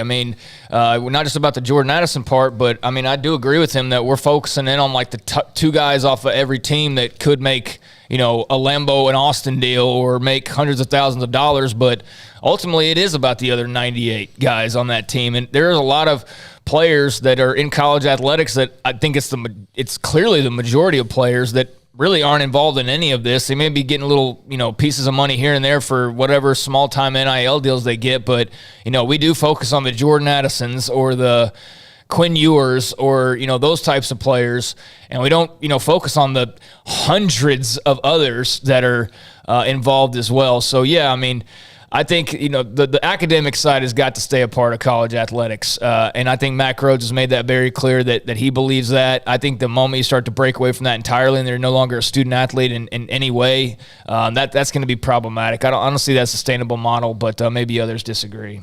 Yeah, that's it's not college athletics. No, it's just not right. college. If you're not a student athlete, if there's no student, you are not a college. That's not college athletics.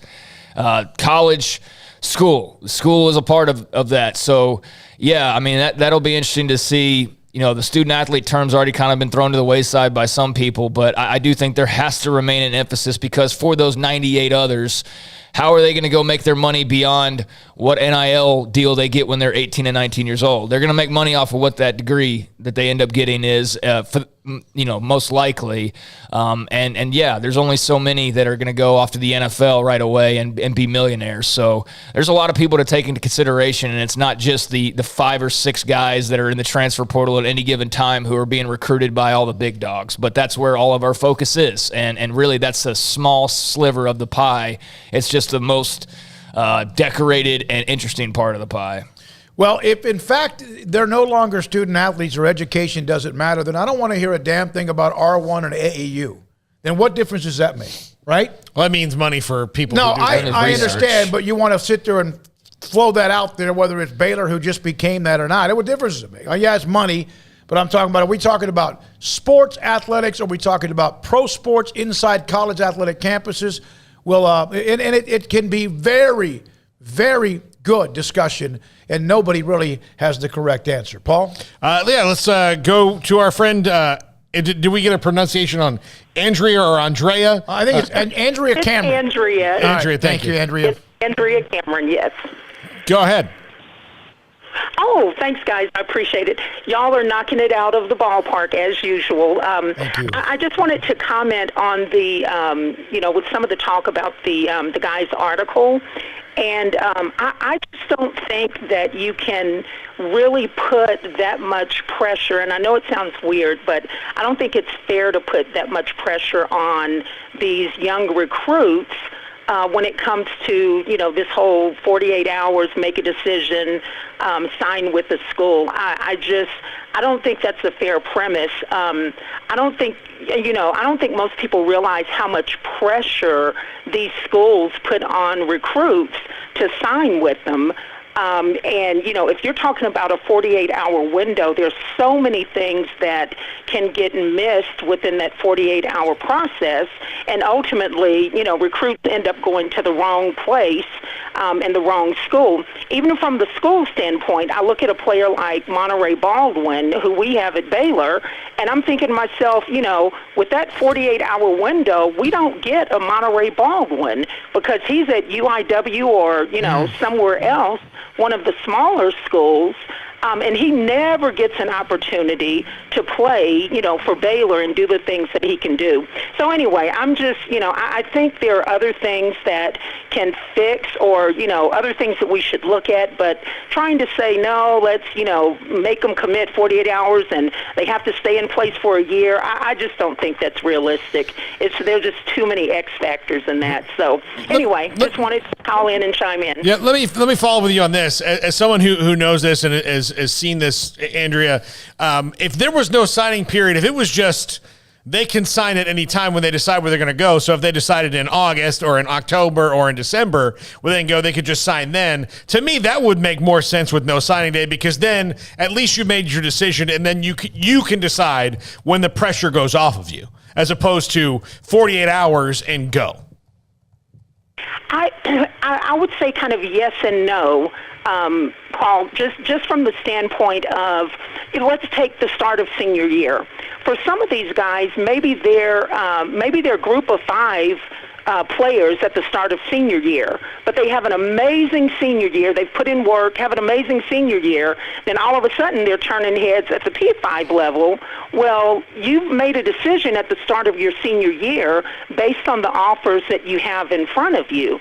So I just don't, while I'm not saying the signing period is, the best thing since sliced bread, I just think it has a purpose and it has a place, especially when it comes to, give everybody a chance to look at one another, because it goes for the schools as well. We all know a lot of colleges pull offers. Colleges will pull offers on signing day. So I think it's, it works both ways, that you just need the time to look at all of the options, because, you just never know what's going to happen. By the way, you have a hell of a son that can play football too, don't you? I do. Yeah, you do. Yeah, you do. I do. Absolutely. Well, and take Josh Cameron as an example. If he were forced to sign early, and again, our situation was very different. We took the pressure off of him. He had, plenty of small offers and great programs, but I'm telling you now, those coaches wanted, and, they wanted him to sign right away. And because he had parents that said, no, son, you take your time, you do what you feel is best. If walk-on is the best way, well, hey, we'll believe God with you, and it's good. But, everyone doesn't have that situation. Everyone isn't coming from that type of household.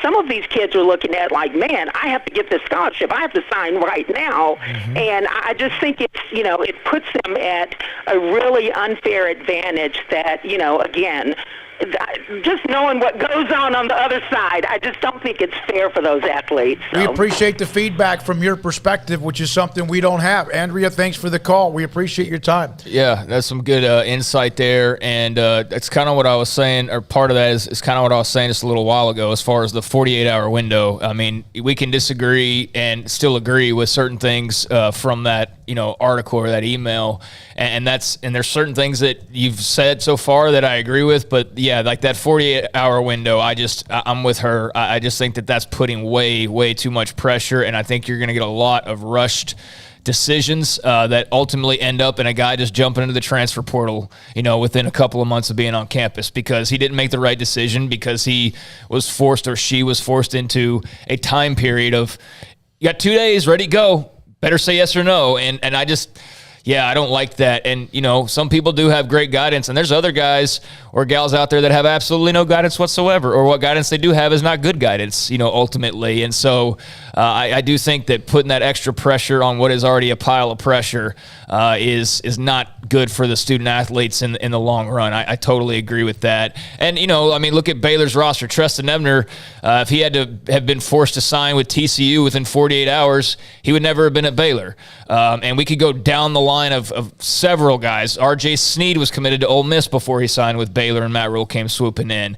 Terrell Bernard was committed to Houston before Matt Rule came swooping in. I mean, all these guys who just got drafted, and some of them who, were in line to maybe be drafted next year, I mean, most of those guys were poached from other schools, and that wouldn't have been possible if they had been under a 48-hour contractual decision type of thing.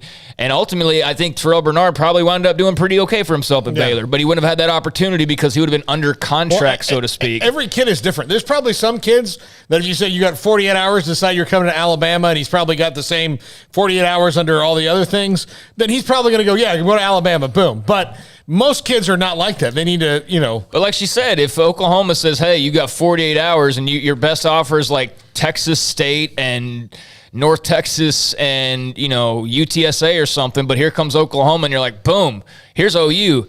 and they say, okay, now you got 48 hours. Starts and then a new you decide, clock. and then like she said, and like I said earlier, you do that. Okay, let's say you do that in August before your senior year, and then like she said, you go out and you have a monster year, and here comes Ole Miss and Texas and Georgia and USC. But sorry, you signed with Oklahoma during a 48-hour window a couple months ago. It doesn't matter that you've blown up now and all these other schools want you. You're under contract. Like, that's not going to fly, and that wouldn't be good. That wouldn't be good for anybody. So I think having the ability to be committed but not, like, signed is fine. There are certain people that abuse it, but we know those guys. We can rattle off the names of those guys who are those stories in recruiting, and they are drops in the bucket to the thousands of people that sign every year. So I'm with her. I think that 48-hour window would be problematic for a variety of reasons. I want to clear one thing up when I mentioned the AAU and R1. What I was mentioning, I understand the value, and Chris was saying, hey, there's billions of dollars. No, I'm just saying if we're going to end up taking away student-athletes out of the equation, then I don't, again, I know it's important, the education, the campus, the atmosphere, and I think Mike might have said something about that. But if we're going to turn them into pros, then I don't want to hear about the education.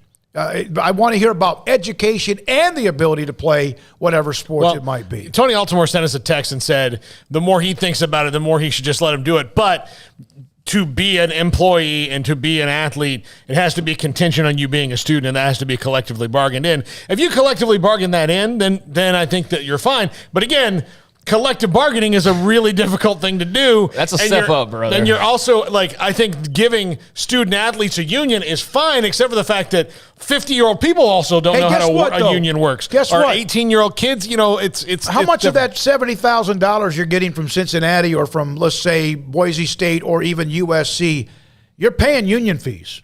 There's a lot of things that go with the union. It's not you getting paid and you don't pay union fees if you're going to have a union. Somebody has to do all the work legally and whatever else would represent Lambeau of Austin will pay that too, I'm sure. Yeah, they probably will. But you do realize when you start adding all this up of like how much is just not being accounted for, you know what I mean? Like how much is just like this, you want to talk about free market, that's America. Well, so is paying taxes. So is a lot of that other stuff too, but that stuff we don't talk about. We just talk about the money going out and to the athlete, but everyday Americans are dealing with a lot more hurdles and hoops and loops to have to jump through or roll around, and that might be coming their way. You want to be full-blown employees, and you want to have this certain status, and you don't want it to be about academics, or you want to be mini pros or whatever. All that stuff's going to come with it, but maybe that's fine. Maybe it makes it more structured. Maybe you're fine paying more taxes out of your NIL money or whatever it is. I don't know. I just hope that ultimately the student athletes are led by people with the best interest in the student athletes and not some NIL corporate guy who pops up to try to take advantage like we've already seen, because that's probably what would happen, So hopefully that's not the case. But yeah, she nailed it on the 48-hour window. I agree wholeheartedly. When we come back, we'll get back to more of your feedback on the chat room on what Joe Moglia has said, the quotes. We have one more as far as college coaches and their contracts. We're going to take this as far as we can. Off at 6, again, picture of Armstrong. Armstrong, throw the camera at you. This is Armstrong Sims. Most of you know him. He has 3 or 4 trolling names on the chat room, 3 or 4 fake names, his own fan club in Twitter, and he's leaving us after today. This is the last day he's been here as the director since day one back in September of 2020 when we moved into the studio. And Deontay just walked in the door. Emery Winter and Jack McKenzie are here as well. Sikkim 365 Radio, 365 Sports. Y'all listen up. Let me tell you something about group meals from Rudy's Barbecue. It's got all you need for all the folks you gotta feed, smoked meat, sides, and more. There's everything down to the tablecloth, just like the one that you see at the store. At a bridal shower, it's better than flowers. And a long distance meeting, it'll pass the hours. It'll feed all the cousins at a family function. It's better than potluck at a church luncheon. Next time you need to feed 10 or more, call and order a Rudy's group meal. Next in line. Hey, this is Bryce Petty, former starting quarterback and two-time Big 12 champion, and I know firsthand the importance of being in top shape both on and off the field. So listen up, men. If you're feeling beat down day in and day out and looking for that high-performance edge that separates the men from the boys, then look no further than the Petty Clinic Low T in Waco. Petty Clinic is a comprehensive men's healthcare clinic with an atmosphere catering to men. Board-certified Dr. Kent Petty has a special interest in offering the highest quality medical care to men of all ages. Some of the services offered include screening and treatment for low testosterone or thyroid, infertility, high blood pressure, diabetes, high cholesterol, sleep apnea, while offering comprehensive wellness exams and complete men's health lab panels. High performance men, remember, it's not just a Petty thing. This is Bryce Petty, encouraging you to reach out and Google search Petty Clinic Low T or go to pettycliniclowt.com and get your complimentary lab screening today. With so many companies and policies out there, it gets so confusing shopping for insurance, and I never know if I'm getting the policy that's right for me. Luckily, I met the team at the Niche Group Insurance Agency. With the Niche Group, you can go to one company and get access to coverage options from many insurance carriers, and you get to speak to a real person about your specific coverage needs. With the Niche Group, I know I'm getting the right coverage at the right price. If you need insurance, talk to the experts at the Niche Group at 1-800-258-8302. Do you or your kids get nervous about going to the dentist? Stonewood Dental, Dr. Steve Childress, he can help. I've spent a career taking care of patients who as children had bad experiences, and now they're adults that hate going to the dentist. If I get a kid at 3 years old and they come every 6 months and it's a happy experience, it's normal for them.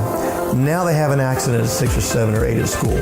Now they have a broken tooth or a trauma, and they have to come here. They're used to lights, they're used to water in their mouth, they're used to experience, they already trust us. It's amazing what we can do with that kid without it being a negative thing. But if I see a 6 or 7 or 8 year old that's never been to the dentist, and now they have a trauma or an unfortunate unexpected toothache, it's harder to do that for that kid and it not be somewhat of a negative experience. So bottom line is I try to teach kids and adults and teenagers and everybody the way I'd want my family treated, which is where it's a necessary part of life. You just take care of it. It doesn't have to be that big a deal. Learn more, stonewood-dental.com. You know what would make this moment better? Pizza. Dough made from scratch and an Italian family sauce recipe pizza.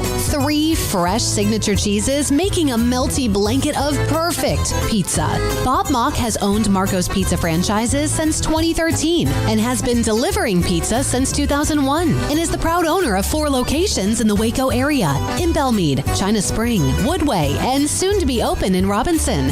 Order at marcos.com to make any moment better. Marco's. Pizza lovers get it.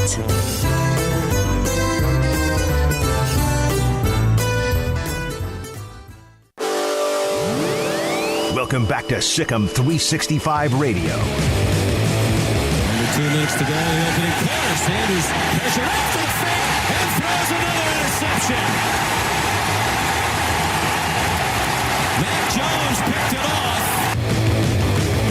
The 4 o'clock hour is sponsored by Boozer's Jewelers, the wedding ring store, specializing in custom jewelry and repair, all in-house. Now here's David Smoak, Paul Catalina, and Craig Smoak. All right, one more quote from Joe Moglio, who we started off. He is right now kind of not the AD at Coastal Carolina, but somebody very much involved in Coastal Carolina, former head coach, handpicked Jamie Chadwell. He's been at TD Ameritrade, among others, and made a lot of money, but then came back to Coastal Carolina. Took a little break from all the investment and all that to work at Nebraska when Bo Pelini was there for a year or two. And almost just as an analyst, or not analyst as they are talked about today in college athletics, but almost as just someone who's watching. And so he's got some ideas. Not all of them you agree with, and some of them you kind of can break it in. Here's one more. This is about the argument that, okay, if a coach leaves, the player should leave. And there's a lot of people that agree with that particular argument. But here's when he was asked about the movement of coaches. This is before we get to the quote. Moglio hates that. It's not how a normal business would work with lateral movement. The commitment he wants from players must also apply to the coach. He's a former coach, but he views this from an executive's perspective. And here's the quote. Right now, If you have a great year, somebody wants you. You can leave the next year. And with the portal the way it is, all your best players can come with you. The school you're leaving is decimated. If you sign a 5-year deal, you're supposed to be there for 5 years, and nobody can poach you. Nobody should even be able to allow to talk to him unless there's a 6 months left or something on the contract. If a guy is doing great and you want to extend him, the guy has to make a real decision. If he thinks he can get a bigger deal, he might just hold off. That seems to be a little rosy to me, an aspect of like how people would view it. But, you know, if you sign a contract for 5 years, I mean, that goes back into the non-compete thing, right? Yep. So, you know, what happens when he gets fired? You know, like all this, like there's all these things for that. And like that to me, and I love everything he said, but that's a bit of an oversimplification because how many pro sports coaches leave one team for another while under contract? Yeah, all the time. And there's that's different though. Yeah, and there's compensation that comes back. Like in the NFL, there's draft pick compensation and that goes back. I was going to say that the whole thing with the whole coaches argument is that when a coach leaves, there's typically a buyout number, and the school who's bringing him on board, like the Carolina Panthers hiring Matt Rule. Guess what? The Carolina Panthers cut cut Baylor a big fat check because Matt Rule had just signed the new deal. So that's their safety. That's their security, is the buyout, which is why some buyouts have become absolutely ridiculous, but it's really their only defense because the contracts clearly mean absolutely nothing. They mean nothing because as soon as a coach wants to leave, he can leave. Like you could sign a 10-year deal. You could be gone in 2 months. Matt Rule basically did that. He signed whatever his extension was, and he was gone like a month and a half later. Yep. So those contracts mean absolutely dog poo in terms of the length and all of that. All that really matters is the buyout money because that's the only defense that the school has. So what we're talking about with NIL, and that's what I mean here where, you know, for the player, all this is great, but it's also free reign with absolutely no penalties whatsoever, no matter what you do. So you can lose Matt Rule to Carolina, but hey, at least their owner has to, David Tepper, cut you like a $5 million check to offset some of that, which then goes into your pool for the next head coach and his assistants and probably NIL nowadays as well. But what happens if, let's say, Gary Bohannon leaves Baylor? Now, not the best example because he lost a starting job, but just a player entering the transfer portal. If Jordan Addison leaves Pitt, what does Pitt get in return for that? You can say that they got the year before and they got all that marketing and all of that. That's a particular case. But do they get any compensation for losing their best player? No, they get nothing. He just goes to USC or to Texas or to whoever. Nothing changes other than where he's going now. But you get absolutely nothing, and now you have to go find a wide receiver in the transfer portal or go recruit a guy. But you get nothing in return. A coach leaves, you at least get some money back. That's the major difference to me. I would be, and the thing is it's conflict to the one-time transfer rule anywhere you want to go, but I would be for capping the number of players a coach can take from his old school. You know, something like that, but then it kind of flies in conflict with the rule the way it is. Exactly. Everything flies in the face of the other thing. Yeah, it's just basically. Like, you know, but there should be some sort of, because again, he could, in theory, he could take all 85 guys. Billy Napier took some guys, yeah. Like Billy Napier could have gone, if he liked the 85 at ULL better than he liked the 85 at Florida, theoretically there's a way for him to swap. I mean, just be like, hey, you're gone. I'm taking these 85 with Murray me. State's basketball coach went to a roster that was gone at LSU, and a handful of his players and then that makes sense because he knows them and they know him. But that's anytime the coaches thing gets brought up, well, coaches are free to move whenever they want to, and coaches are allowed to do this. And it's like, yeah, but it's also a different job title, is it not? Being wide receiver versus being the head coach at Texas or at Oregon or wherever. Like, why are we treating these like they're the exact same thing to begin with? It's this comparing a CEO to, you know, one of your best employees is basically there. I think it should be, you know, there should be, I don't know. There should be something that does offset the fact that the coaches have a bit more free reign. But again, I think that comes with how do you then compensate a school when they lose a guy? Because that's what you lose when you lose a coach. You not only lose a winning coach or a losing coach or whatever, and in some cases you may want them gone, but there is, for the most part, there is some penalty that is paid, but for the players, there is absolutely none whatsoever. And that's part of the penalty in the buyout is also what protects school. I mean, now some of it doesn't matter, but it will make schools think about their bad decisions in coaching hiring when you fire 3 guys in a row and you're paying 3 buyouts overlapping. You'll have to reevaluate things and go forward. So that's the only thing they have. But making the contracts more ironclad to prevent coach movement, I mean, maybe. But again, I don't know if you can win that argument. I've brought this up a couple of times. Bal Gesjar, I on the chat room, I hope I say that right. The only thing I can think of is, also Title IX, which I brought up to Mac Rhodes yesterday, which requires women's athletics to be treated equally with men's athletics when it comes to scholarships. Will that ever result in some kind of school-based pay for play?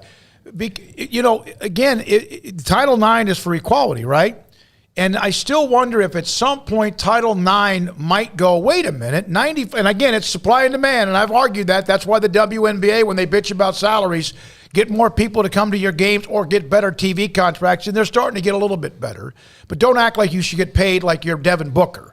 But I wonder about if they're going to start one time going, wait a minute, there's been $1.9 million or $25 million in NIL that we know of, and $24,850,000 is going to men. I'm not saying that's not fair. I'm not saying that's unfair, but I wonder when they all of a sudden go, wait a minute, what about us? Well, Title IX would have nothing to do with that because that NIL is all outside the university. Yeah. So that would become into a kind of an equal pay argument. It may not have anything to do with it, but they can stir it up. Yeah, I'm sure there would be advocates that stir it up for it. Now, one thing that's about to happen is scholarship limits. I mean, they're getting rid of scholarship limits and giving full scholarships to the sports that don't have them, like baseball and softball and volleyball and all these.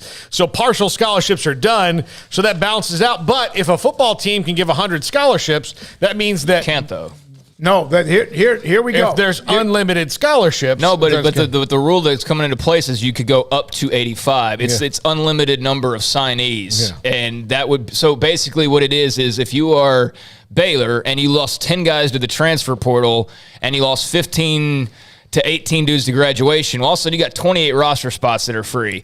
The signing limit is 25. Yeah. So you can't go... that's why you have schools like... Kansas right now, who are well under the 85 scholarships, but they can't go fill that by signing 35 guys because you can't sign 35 guys. So the rule that they're talking about is basically there would be no 25 limit. You could go sign 35 guys, but that doesn't mean you have 120 scholarship players. That means you can sign up to 85. If you need 33 to get to 85, you can sign 33. Yeah, that's what it is. Yeah, and that's the part of the story today with Nicole Auerbach, and we had the quote on that. Here, let me put that up. Because I, too, was a little bit alarmed by that, because I was like, of course Alabama's going to sign 50 guys a class, and they're going to Well, that's the old days of Darrell Royal and company, where they just took everybody. Right, yeah. that's what alarmed me initially, but that's not the way that it is. I'm glad to hear that. Yeah, here's the quote. Because that would be abused so quickly. From Nicole Auerbach, that's from what Craig was just talking about when it comes to salary scholarship limits. The second recommendation, this is again from the Transformational Committee among some others and whoever's doing all this,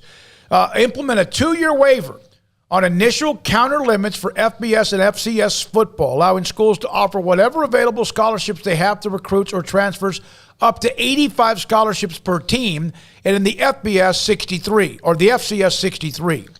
Go down a couple of notes. It said with Todd Berry, who joined us last week, coaches want to push legislation to abolish the initial counters cap 25 instead of a short-term waiver. So many players are transferring out of programs who cannot be replaced if coaches have already signed a full class. Coaches have been frustrated that they're under the 85 limit, the cap, but can't do anything about it. Between the one-time transfer rule change and current players still having extra years of eligibility due to the pandemic, there have not been as many scholarship opportunities for high school players as there should be. Well, yeah, the COVID year has jumbled everything up. I mean, that really has. Again, I say this all the time, at least once a week, but I don't even know if a guy's a junior or he's a third-year junior with a year left, or if he's got 5 of them left. I don't even know at this point for half these guys. I just know, once I see 6 in front of their names, I think they're done now. Yeah. But to that, that would be just because, for example, let's say that you are Texas Tech or something, right? And you go and you sign 25 guys or 24 guys to get to your 85 limit back in February. Well, then spring ball hits, and all of a sudden, like 5 dudes decide to enter the transfer portal, and another 5 join them, and you may bring on a couple, but you're not up to the 85 limit. I guess suppose you could go just transfer, but then again, that's also what's hurting the high school players, is that you're not going and getting high school players to fill up that 85. You're going to get players from other teams or from JUCOs to fill up that 85. So I do agree with, I like that. I didn't like it initially when I heard of Bama's going to sign 40 guys a year just to take them away from others, but that's not what this would be. So I'm okay with that. Man, I appreciate all of the feedback. We do. The phone calls we've had today, and also the chat room is on fire. Tony Altamore, you guys exposed the weak link in the system under the NIL. There are no more scholarship limits. The collective can just reimburse the tuition and call any number of players walk-ons. That is a possible thing as well. So like Nebraska in the 90s with their walk-on program that Texas hated and got rid of. The gray shirts? Yeah. Everybody has some sort of a way. But you know what I'm saying. But no, they did. That's basically what it would be. If you were from Nebraska, you could get a walk-on scholarship, and you could be a damn 4-star offensive lineman, however that went. But it didn't count because they were a walk-on, even though they would have been a scholarship at Tennessee or at Alabama, but they're a walk-on at Nebraska. So, yeah, that was something Texas fought pretty much immediately from what I remember when the Big 12 formed. They knew how to put chinks in the armor, and they were successful. Yeah. Tony, you guys exposed that. Also, from going raw with Huck, let me see. It's been a business, and now these criminals are trying to find a way to not pay their partners. Stop the bullshit. That's from going raw with Huck. I guess he's referring to the NCAA keeping down the players from getting anything. We appreciate the feedback. Going raw.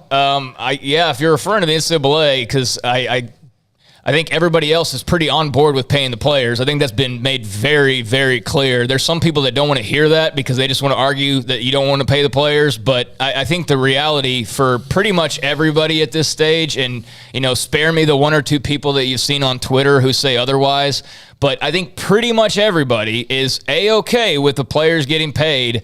I think, again, to reiterate what everybody has to keep reiterating, it's not about the money. It's about the chaos on the rosters and dealing with all of that people would just like to see some of that tampering and some of that type of stuff go away. But this is not about trying to hold down the player or not pay the player and woe is me and all of that. That's not what this is. This is just wanting some structure and some order so that you know who's on your roster and you know what the rules actually are and what's permissible and what's not permissible.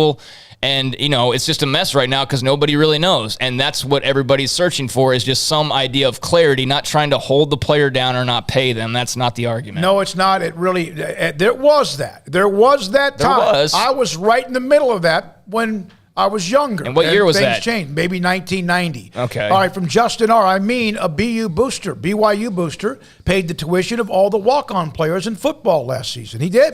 Good for him. Good for them. Sikkim 365 Radio and 365 Sports. Ideal MRI, Dr. Rob Maxey and his staff, also one of the sponsors of our Academic All-Stars team. We honor 1 week from tonight at the Baylor Club. 20 elite student athletes, and we're glad that they're a part of what we do, as they are a part of what we do here with Sikkim 365 Radio and 365 Sports. Now, what do? They find out what hurts you. A torn muscle or maybe ligament in your shoulder or knee or somewhere else in your body. Something that doesn't feel right in your abdomen. You need an MRI. Your doctor suggests that. You also suggest Ideal MRI back to them. And they will know who they are. They're located in the Central Texas marketplace. An MRI can be, on average, about $1,100. I've spent more than that for an MRI before I got to know Ideal MRI. $497 every time, or $497 or less every time. Not $497, next time it's $1,500. Nope, $497 or less every single time you get an MRI from Ideal MRI in the Waco area, just inside off the I-35 in the Central Texas marketplace. Think about that. And their equipment. You go, okay, what do they use? State-of-the-art technology, an MRI machine that I have been in on a handful of occasions. It is spectacular. And so is the service, the techs, the specialists, and the doctors at idealmri.com. At Allen Samuels in Waco, we're committed to taking care of our customers, and that means having as much new inventory on hand for you to choose from. During the Memorial Day sales event, shop our large selection of 2022 cars, trucks, and SUVs to find the vehicle that's right for you. Need maintenance or repair? Let our skilled technicians take care of your vehicle, and we'll get you back on the road safer than before. We're not here just to sell you one car. We're here for the long haul. Allen Samuels in Waco. Come by. Let's be friends. How did Edward Jones become one of the biggest financial service companies in the world? By not acting that way. Financial strategies, one-on-one advice, it's a big difference. And that's why Brad Wilson, your Edward Jones financial advisor, makes sense of investing. Experience the difference for yourself. Brad Wilson, 250 Sharon Drive in Woodway, 254-776-4337. Edward Jones, member SIPC. From the first workout to the last practice, sports is an incredible challenge. Hi, this is Dan Engel with the First National Bank of Central Texas, and we're proud to support each athlete, every parent, and our educators. From families, small businesses, to the biggest industry, we're here to help. With remarkable products like instant issue debit cards free at all of our banking centers, we've got banking ideas that fuel big dreams. The First National Bank of Central Texas. Familiar faces making local decisions. Member FDIC, Equal Housing Lender. Shorty's Pizza Shack at 12th and Bagby is a homegrown, family-owned and operated must-visit pizza place in Waco. Fantastic pizza by the slice or get the whole pie to share. Great happy hour specials every single day, and it's not just pizza. Great wings. You have to try the Sikkim sauce, chili cheese fries, pizza pillows, and more. Dine in for a great hangout or carry-out. Order online at shortyspizzashack.com or do yourself a favor and bring your crew to the restaurant at 12th and Bagby. Shorty's Pizza Shack. Tell them Paul sent you by.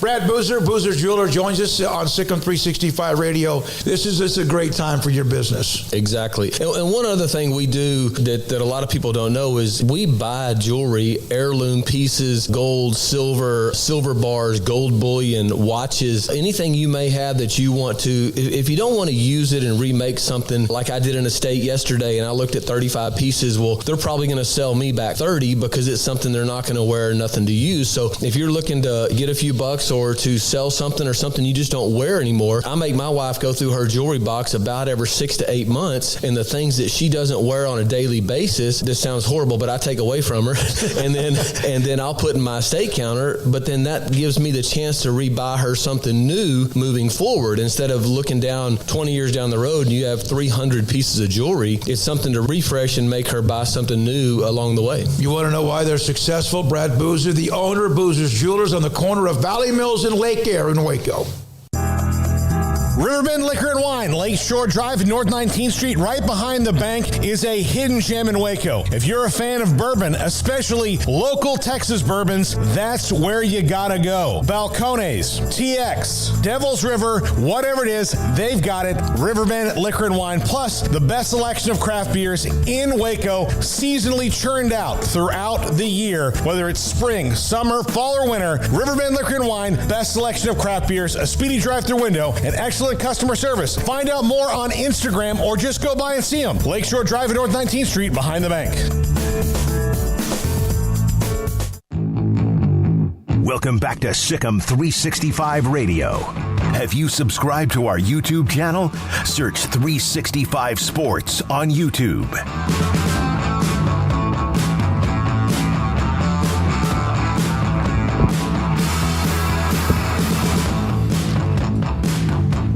We will give Armstrong a minute and a half at the end of the show to say goodbye.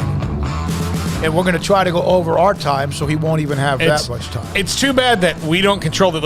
We could play him off like the Oscars, like he does with us every day.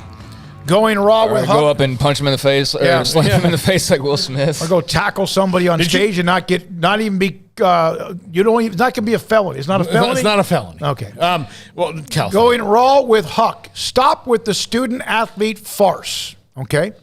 Some believe that. Why are you so mad? Like he's just coming across as so angry. All right. This is from Sooner Soul. I know you had something to add. The selfless moral message.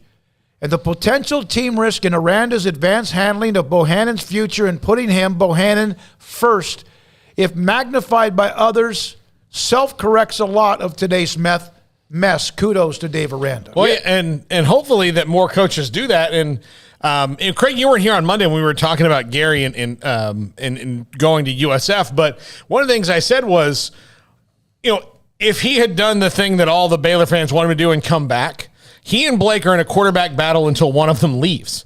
That's the rest of their life. That's kind of what the last 6 months has told us about the quarterback position at Baylor, is they have two guys that are pretty close to one another that the minute that one of them slips up, the other one's going to get in, and this whole thing is going to go round and round until somebody would just put a chokehold on it. So him leaving and like what that guy said of letting him have another opportunity is the best thing all around, and not playing the game of like, well, we'll see what happens in August. Yeah, it was the best thing for Gary. It was the best thing for Baylor. It was the best thing for South Florida. It worked out for everybody. And, you wish it would be a lot cleaner and more like that. And as far as going back to the whole student-athlete thing's a farce, to you, it is. To others, it may be. But when I see Jalen Petrie, I don't just sit there and say, oh, football player, linebacker. I say, dude who got degrees. I can say that about like all of the departing guys at Baylor. And I'll tell you what, right now, I think that's going to probably come in handy one day for a lot of those guys. I think it's a farce that we just act like the academic side doesn't matter at all. I think that's a really sad sign of kind of where we are, that the educational piece of this, even if you've heard the stories because you watched Blue Chips or you watched, the program or whatever, that college football is just nothing but football all the time. No, there is another side to it, a very, very large side to it, the campus life, the student life, being in those classes. Don't tell me the student athlete's a farce. It may be for some players who are there just to get a paycheck for NIL and play for 3 years to get to the league. But for the majority, the overwhelming majority of college athletes, that degree is important. That student part is important. That is what is going to pay their bills, not the sport. So people may treat it like a farce, but I think that's the sad part, is that you're treating the educational piece like a farce. Even if there are examples of it being that way, that is not the story for 95, if not higher than that percentage of the student athletes that we're talking about, because it's not just football players we're talking about, even if that's the focus. Right, couldn't agree more. Again, a week from tonight, we honor 20 student athletes, and one of the reasons we do is because that means a lot. To me, student athlete, you can say whatever you want, talk about pro sports in college, whatever. It to me means a lot. And in 7, 8, 9, 10, 12 years, it will mean a lot, if not even earlier. Some of those guys who try to go to the pros, don't make it, or get injured, they can then lean back on that degree. And we've had multiple players from Baylor in these studios, volleyball, basketball, men's and women's, football, and we've had at least one person from every sport who probably could go and play a pro career, but they will tell you that it's that student life and it's the education part of it that is, for many of them, just as important.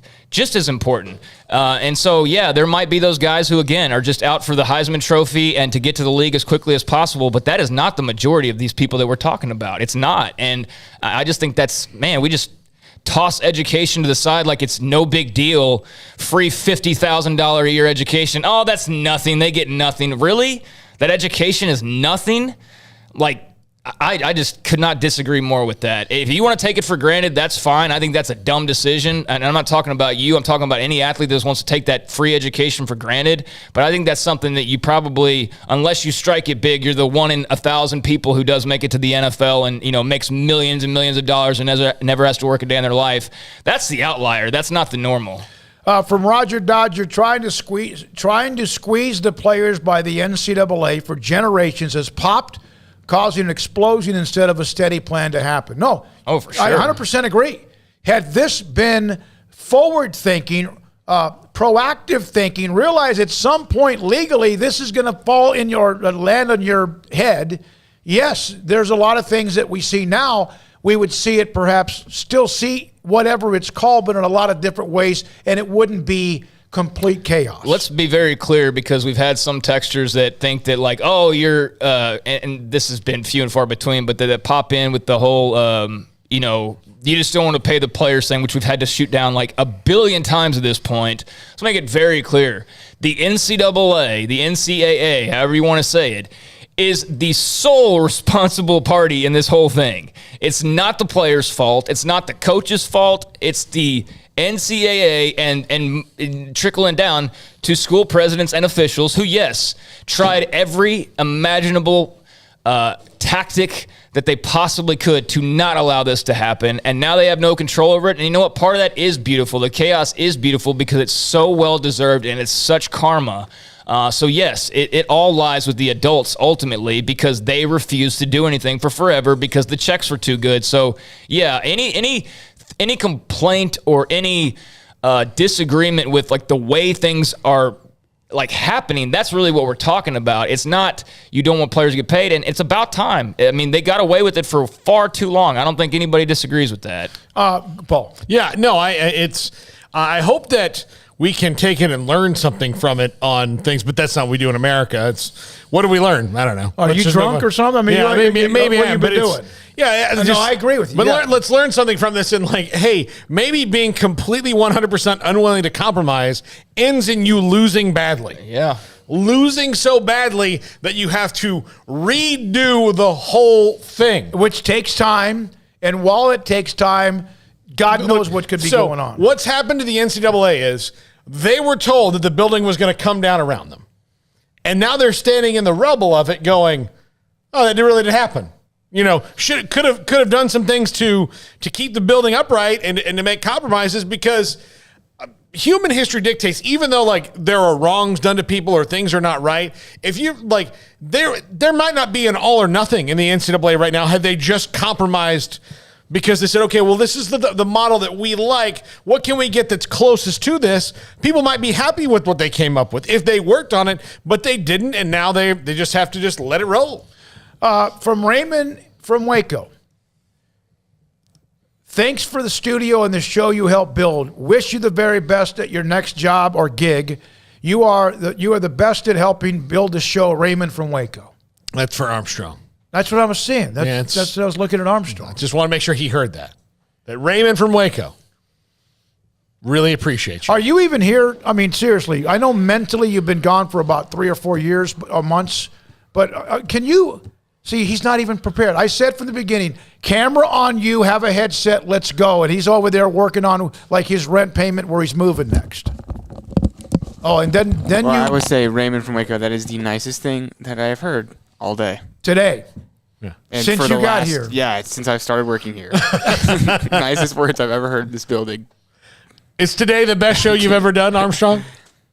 See, he said, no. No, either it's yes or no. There's none of the, I don't know. The fact that we pulled off the AT&T Stadium Big 12 post-game and pre-game. That was awesome. Yeah, that was probably... That's when we lost him, right there. He said, I'll never do a better thing than this. It was December like the 5th, 8th, 7th, whatever. That's pretty legendary. Yeah. All right, so we will have the segment coming up. We're going to have you kind of let you say whatever you want. You've been here. We didn't know who you were. Kind of sometimes wish we still didn't. But you came on board. I would love the work you've done because this studio, no one can understand it. What it was when you first got here, when we first got here, when Jack Emery, all the others who have been a part of this ride, and where we were before that in Paul's second story of his house to this, we're going to let you kind of discuss some of your memories. Okay. We have some sad music and... Okay, enough. Building this up a little bit too much. All right. A couple of things. Armstrong, I sent you one more text about pods, the pod format. Did you get that from area code 901? Did you even get that?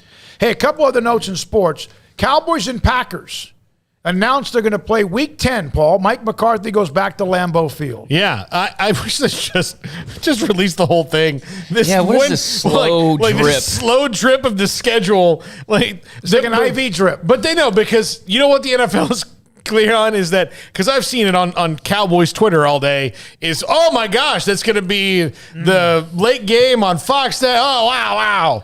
Okay. It's giving them even more attention as if they need it on what other is the day before they actually release. They've done a slow drip with like Denver and Seattle, or Denver and the Rams. Which I'm fine with them announcing like Monday Night Football games and things like that, but it's just this random reporter that just has like the Week 7 matchup out of nowhere, and it's just like, okay. Like the foreign ones I get. Like that's something you want to, get prime as much time. But like there's the random leaking of like just, every few weeks this game is, week 8 they're playing the Bengals. All right, cool. Neat. Show me the full schedule. That's all I really want to see is the full schedule. But yeah, some people get excited about just oh my God, week 9's been announced. Don't know where it is. Don't know how it's, time, what time or channel or any of that. But hey, we know they're playing. I told you, Craig, before we talked about this, the schedule release, people need to go watch the Patton Oswalt movie, Big Fan. And when they watch the beginning and the end of that movie, they will stop being excited about the schedule release because they're like, I don't want to be that guy. Yeah. No, I mean, I don't dismiss anybody who gets excited about it. I don't understand why it's so drawn out when they make this whole big to-do about doing this big broadcast. And yet there's if you just add up the pieces, you can tell everybody's schedule pretty much at this point. They could release a preseason game. Oh, I know. And that's where college football's headed. I mean, look, we hadn't talked a single bit about, anything outside of NIL, and I'm fine with it. I'm not complaining.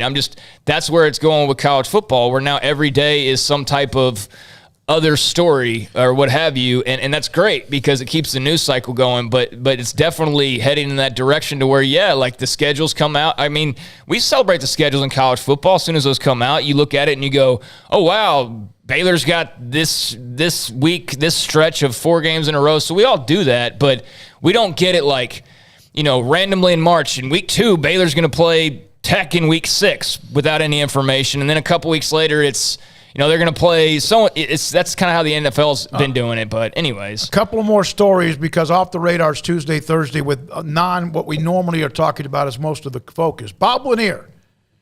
I remember Bob Lanier, Detroit Pistons, but I remember you've heard of St. Bonaventure. He was a part of St. Bonaventure back in the late 80s. He was the number 1 pick of the NBA back in 1970. Big, strong, bulky guy, big, broad shoulders. He died today at the age of 73.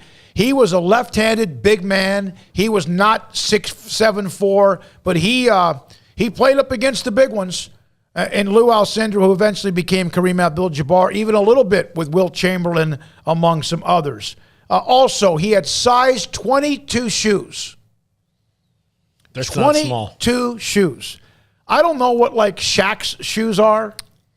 I used to know that off the top of my head. And Bob Lanier had size 22 shoes. You could probably float down a river in him. He was 70. He was only 73. Bob Lanier is one of my favorite players who you rarely ever hear about. 23 Shaq. For Shaq. All right, one other note. We've brought this up many times. The PGA Tour and the LIV, the tour in Saudi Arabia, the PGA Tour, yesterday denied releases to the players looking to play in the first event of the Saudi Arabian Finance League. The debut tournament set to take place in London June 9th to the 11th, coincides with the RBC Canadian Open that week on the PGA Tour. They denied it. So if you want to go play in that league, you're messing with being banned from the PGA Tour. Justin Thomas of the PGA Tour said this: I would hope it would deter the denial players from going over there. I think PGA Commissioner Jay Monahan made it very clear from the start that would happen or what would happen. I think a lot of people are probably like, I can't believe you did this. Wow, you went through with it. But this is what he said was going to happen all along. And yeah, it's one of those things to where he just doesn't want the competing tour, the back and forth players going from one tour to the next. Yeah. There's a lot of people that disagree that the players are independent contractors, including Greg Norman. Let's get into that. Independent contractor. I mean, I can see it from both sides. I mean, yes, technically, like in college football, I suppose, you are an independent contractor and you should be free to move around. But, yeah, I totally understand the PGA not wanting to share their stars. I mean, I think that's totally understandable that they would not want to do that. I mean, what benefit did they get from that? Their players are more tired having played in more events and are making money for another entity. So, yeah, I wouldn't want them playing for another league.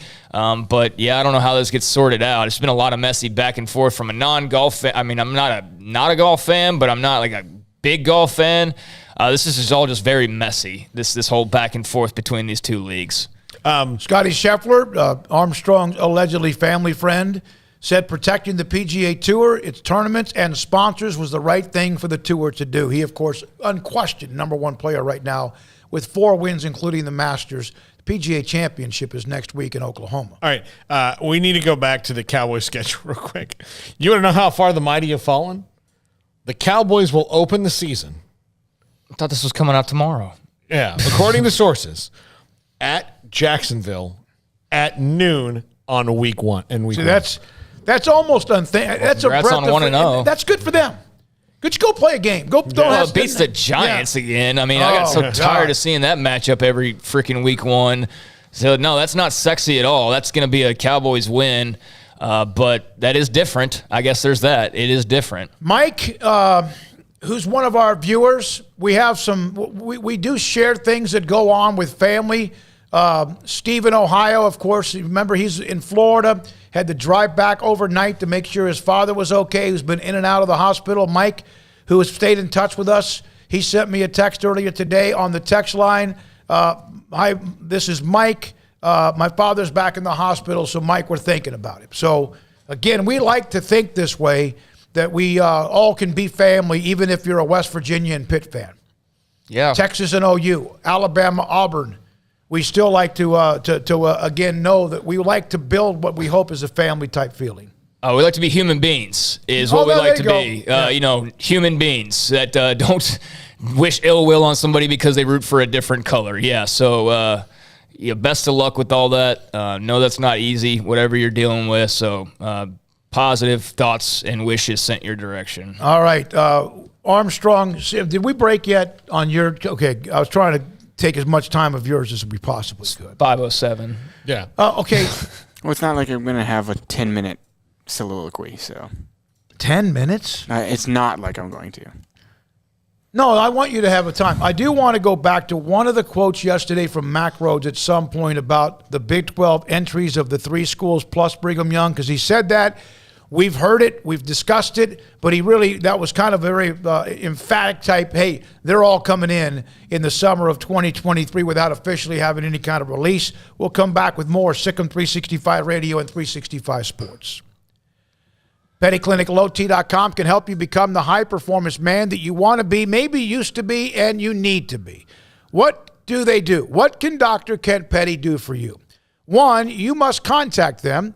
Go online, PettyClinicLowT.com, top left-hand corner, an email and a phone number. Contact them. Tell them I sent you. They can get you set up to get your blood work. Dr. Petty will look at the lab results and check your testosterone level, and if it is too low, put you in a program to increase it back to where it needs to be. 1 out of every 3 men have low issues or have symptomatic issues of low testosterone.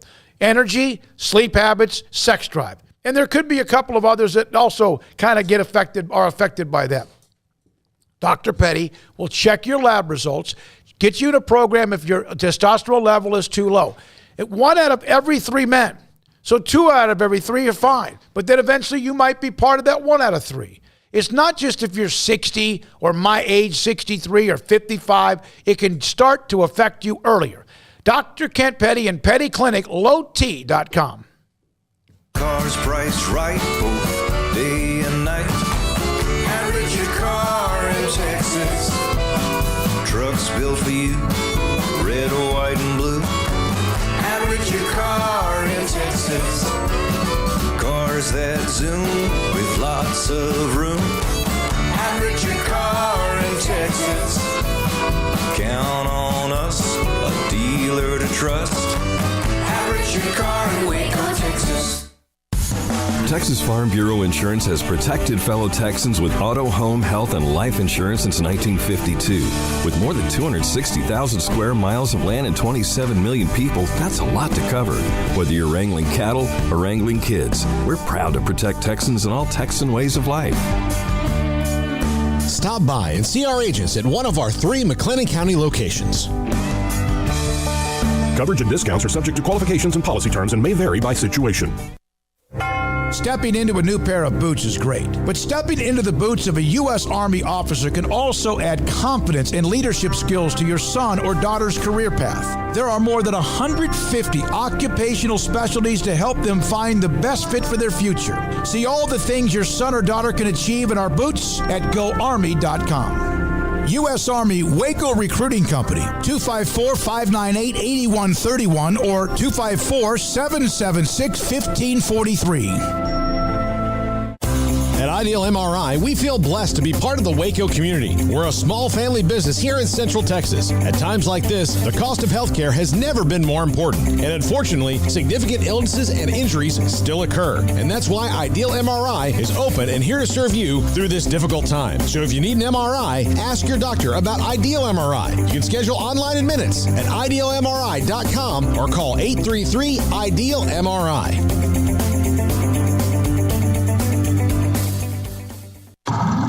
It's plain and simple. Waco Custom Marketplace is the one-stop shop for what you need for tailgating, from charcoal, cold beer, and wine.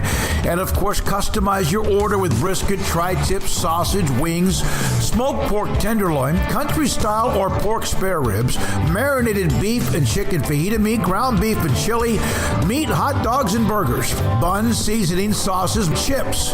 There's fresh baked bread and kolaches every day, breakfast sausage links. And you can also customize your favorite cut of steaks from select, choice, or prime, bacon wrap fillets, ribeyes, New York strips, sirloin, T-bone, and porterhouse. Full service butcher shop includes pork, poultry, beef, chicken, and seafood, serving Waco restaurants and families since 1940. Your one-stop shop for beef, pork, poultry, and seafood needs. Waco Custom Marketplace, 425 Lake Air Drive, or WacoCustomMarketplace.com.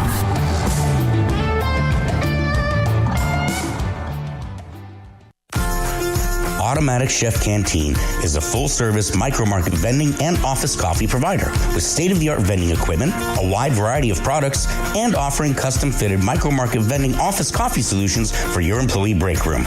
You want a full break room solution and a workplace oasis? Well, Automatic Chef Canteen, locally owned and operated for over 50 years in Central Texas, also includes in-house mechanics on call 24/7 for fast, reliable service and maintenance.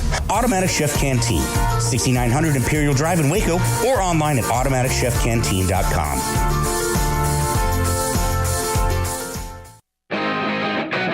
Welcome back to Sikkim 365 Radio. Are you a Sikkim 365 superfan? Then try out our premium subscriptions at Sikkim365.com. A little bit later on in this hour, John Machota, who covers the Cowboys, will join us around 5:35, Paul's Top 5. And I'm going to try to go back and listen to Mack Rhoades, about a minute of Mack Rhoades when he was discussing what the report was last week that Cincinnati, Houston, and UCF could be joining the conference as early as next summer, like Brigham Young will be. Instead of maybe 2 years, it might be next summer. What he actually said, that kind of was a big deal from a guy that was at the meetings last week and an AD of one of the Big 12 teams. Armstrong Sims. Armstrong, do you have a picture of that cookie cake one more time just to let everyone know that we cared for a little bit? Thank you and goodbye. Good luck, excuse me. Armstrong, been with us since September of 2020, the director of Sikkim 365 Radio and 365 Sports. Informed us recently he's leaving. Yes. Lifeway, is that right?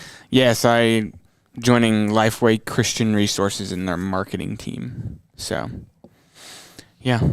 It's a better job than this one, huh? Well, it was just a really good opportunity. I'm getting married, and my wife is going to PA school, and so that's going to take us wherever she wants to go to PA school, and this job is remote, so that's going to be really good.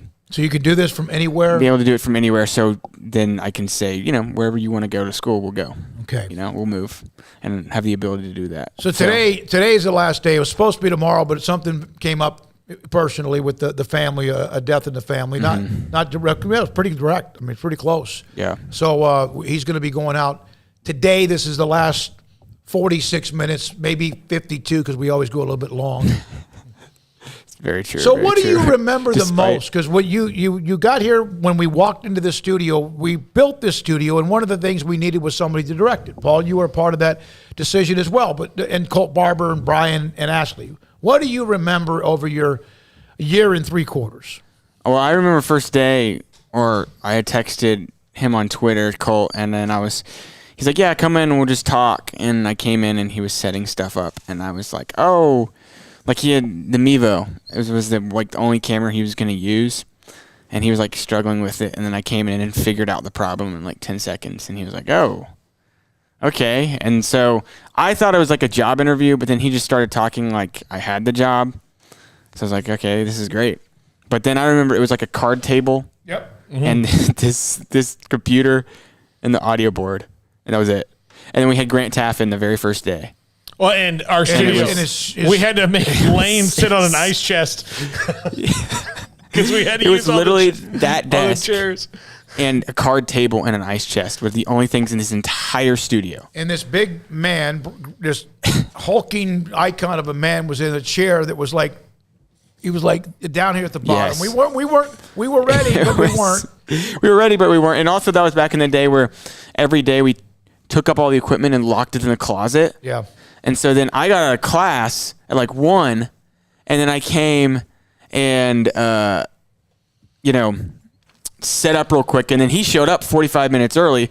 And so now I'm just like, I've never done anything like, this is my first day on the job, and I'm setting up this studio while Grant Taff is just sitting here watching. And I'm like, so just... Yeah, it didn't go well, but you know what? We survived. The interview came out. We had a little bit of audio problems because we didn't have all this stuff here. And you know what Armstrong and I said after that was over? Said maybe Grant Taff should have been our second in-studio interview. But it still came out really good. Yeah, it still came out well, and we've interviewed him since, and it's turned out a lot better. We had these nice chairs, and we sat down one-on-one with the Icon segment. I remember, though, probably going to be one of my favorite memories is our private booth at the Sugar Bowl. That was pretty cool, man. We didn't have we had credentials. We didn't have a broadcast. We had done a show, but we had really nice setup at the Media Hotel in New Orleans. And their contact, Mike Suddeth, put us in a booth that was our own booth. Like literally, we were right next to Baylor Radio in the same there, and it was ours. Yeah, it was really trippy because where you go up, what people don't maybe know is you go up to, where you're covering a game, they have a list on the wall of where you're supposed to sit in the press box, and so we find we've got a couple seats, and then you've got to find where there's open seats because there's 5 of us, Jack and Armstrong and the 3 of us. So we found a couple seats, and then there were a couple seats down from that, and then I think, was it Jack or Armstrong that said, there's a booth with our name on it here. Yeah. Like, and I kept thinking it was not us, but the radio, but they were already set up hours and hours before that as well. Yeah. So, I just, this job, I started part-time when I was at Baylor, and then once I graduated full-time, and it's just an incredible job to have right out of college. So many great experiences and good job experiences, but also just like getting to go to, the Sugar Bowl and Big 12 championship and all this. Just, it's been great. It's been fantastic. What about some of the people Paul, most of the time we use Paul's number connected to the Bluetooth for interviews, but you've been able to perhaps, you told me your favorite all-time Baylor athletes, Jared Butler, Davion Mitchell, sure. RG3, and we've had these guys. We've had them on the show. I remember calling one day, Paul wasn't here, and I called Scott Drew. And I called him up, and then I took a screenshot of Scott Drew is on my phone. I'm on the phone with Scott Drew, and sent it to all my friends. It's like I'm literally on the phone with Scott Drew right now. So, but it's just been stuff. You kind of do it actually so long, and I have not been doing it nearly as long as y'all have, obviously. But I'm sure y'all can say sometimes you get along and you're don't realize. Take a step back and realize how cool it is. Of what we get to have Scott Drew on the show, and all that kind of stuff. And Mac Rhodes comes easy to become jaded, for sure. No, and sometimes you like Dick Vitale. Yeah, Dick Vitale. Some of the on the Hall show. of Fame names. Jay Billis is my favorite, and we have him on. It's just what thing I truly appreciate, and this is so lame, but this is what you're talking about, is that we'll have a guest on the show sometime, and then a day or two later they'll accidentally call me back, and I'll see I'll see Andre Dawson or Dick Vitale, and I'll be like, hello, and they're like, hey, and they're like, who is this? I'm like, this is Paul Catalina, and then Dickie V called me one time. He's like, oh, I'm sorry, wrong Paul. All right, I'll see you later. I did text him and try to get him on talk about Scott Drew being honored over the weekend. He's still on kind of on a protocol of what and how often he can talk. He's coming off a weekend where he talked a lot at the gala. Now, there's two images. Tony Altomare, who's great with graphics. The first one on the left, I want you to put this one up first. This is a going-away present from Tony Altomare, who's one of our, of course, listeners and guests. This is to Armstrong, noted Duke hater. Absolutely. There's our set, and there's the graphic, and there's Armstrong right next to the Duke mascot, right in front of his favorite coach of all time, the tour of Coach Krzyzewski. It's like Coach Krzyzewski is whispering in his ear. That's what I was going to say. And Armstrong trying is to convince him not to leave. Armstrong's about to stab the Duke mascot. And then there's Christian Laettner and Bobby Hurley down there with Jennifer Smoak in the corner. It's like, God, so random. It's just, yeah. Is that Hurley's brother right next to? Is that Bobby in front of? Who's that? Looks like, is that Grayson Allen down there? To the left of Craig. Grayson Allen, and there's J.J. Reddick. Yeah. He's to the right, and Christian Laettner. Grayson Allen was trying to trip Hurley. Yeah. All right, so Gosh, then Grayson Allen. he's talking about Show 1000 coming up just around the corner, which not just around the corner. Then he also did one, What the Hell, He Does Like You. This is the North Carolina tribute to Armstrong. Yeah, this one I enjoyed a lot. I don't know why there's 3 trophies. There's 7 championships. There's 6 trophies at least. Well, there's 6 trophies. Yeah, my bad. But there's 7 championships. Well, it's probably before they won this last one, maybe. Maybe no, they didn't. Yeah, no, they didn't. Sorry, played for it. My bad. Maybe one of them is because of that academic thing. They got taken away or something like that. You are Armstrong. I gotta say, in this picture, you really are sidling up to that ram there. Yeah. And Jordan's laughing. You're standing next to Michael Jordan here. Yeah, that's pretty cool. Well done, Tony. You know, I was there at a game when he walked in and walked on the court and made some announcement, and I was like, "This is the closest." He said, "The ceiling is the roof." That's the quote, and I was there on my second row seat. And I was like, "This is the closest I'm ever going to get to Michael Jordan." And it's incredible. I saw him play baseball once, but not basketball. Jordan? Oh, with the Black Sox? With the White Sox when I was 13, 15, whatever it was. Mac Brown kind of looks like he's concerned about it. Yeah, Mac Brown looked angry in this picture. Mm-hmm. And there's Dino and Roy. All right. And then, of course, the new coach who did a great job. What a run they had in Hubert Davis as well. All right, Tony Altomare, he's been a great contributor to what we do on Sikkim 365 radio as well. So it's your last show. Yeah. Are you packed up to leave to Dallas? You going tomorrow? What's going on? Well, no, I mean, I'm actually staying in Waco for foreseeable future, but it's because it's a remote job, so I'm staying in my house. Yeah. Just, you know what that means, though. How's he going to eat? Well, you know what that means? I know, right? He's now in the Sikkim 365 reserves. Yes, that's right. So we can call him up at a time of need. That means you have to every month or what is it? How many weeks you got to go? You got to go do your 1 week training. in a month. Yeah, 6 weeks a year, whatever it is. Yeah. All right, Armstrong, we're going to miss you. We appreciate it. Emery Winter, Jack McKenzie. We've got a couple of others will be added into the mix here pretty soon. They were both. One of them was in studio with us earlier today, and look forward to them and also with what we do with Sikkim 365 Radio and 365 Sports. So, Armstrong, we'll say one more time. We'll say goodbye here in about a half an hour or so. Do you have the audio from Mack Rhoades? I believe so. So yesterday during our time, and Craig, by the way, at night, the day of the interview with Mack Rhoades, goes back home, methodically and tediously, like he does with everything, he puts up kind of a summary. And it's really, really good because it kind of helps you read exactly what he said in case you need to go back and look at something. And I was doing that today. And everyone appreciates the summary. And then I realized, I think it was maybe Steve who said, did Mack Rhoades kind of in an unofficial way basically confirm that 3 schools will be joining the Big 12 with Brigham Young? Because that was something that was kind of reported. They've been working on it, right? And I think there's a reason that John Cunningham of Cincinnati, who we're going to have on the show, the AD, has not yet appeared because it has not yet been officially announced. Not that they're not coming, they are, but when. So here's the audio, Mack Rhoades being asked about what about the report that Cincinnati, Houston, and UCF will be joining the conference next summer and not the summer of 2024. night. Was there any discussion, and maybe you can't discuss it, but I have to ask, that when you were in Phoenix, whether it was UCF or Houston or Cincinnati, entering the conference perhaps next summer and not the summer after that? Yeah, there was conversation, and I would, not without, necessarily divulging, top secret information. I feel good personally. I think there's a good likelihood that those three will join in July of 2023, and we'll be on our way.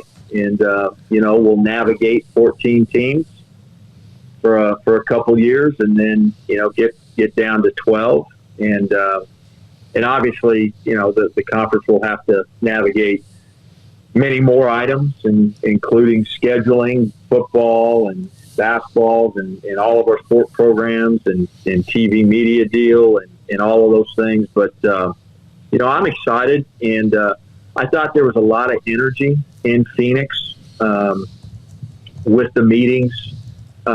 We had the four incoming. They were there. Athletic directors, SWAs, football, men's and women's basketball coaches, and so I thought it was a good time for us to be together, and a lot of positivity and excitement for the future.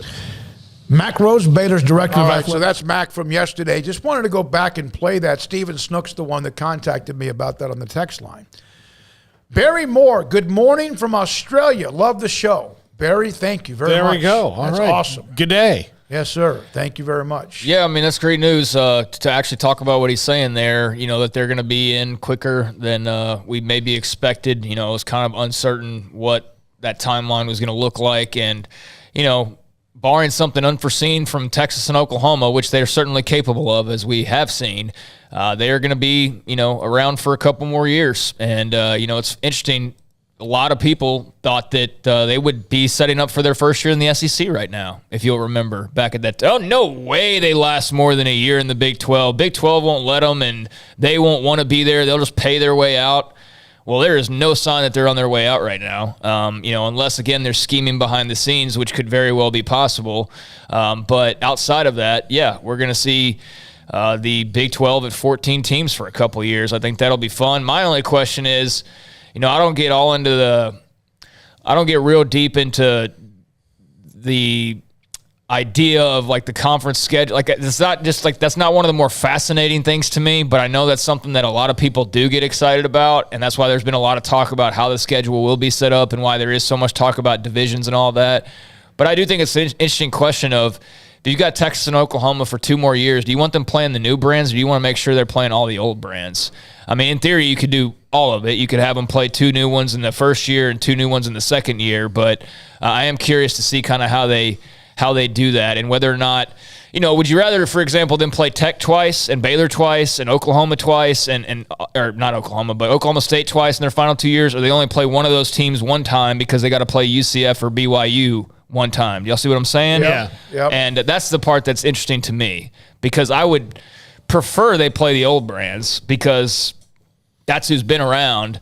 But I also know the appeal of seeing Texas and BYU and getting big TV, figures while you can, inking everything. I don't know if Texas wants to see BYU. Well, I could have made that joke too. Yeah. But yeah, Taysom Hill, times 2, yeah. Yeah, like that's what I am curious about as far as the schedule goes. As far as the pods and divisions and all that, I mean, I'm just gonna wait and see kind of how that goes. But how do they want to schedule Texas and Oklahoma in those final couple of years? What do y'all think? What would y'all rather see? Would you want to make sure it's important they play all the old Big 12 teams up to twice a piece?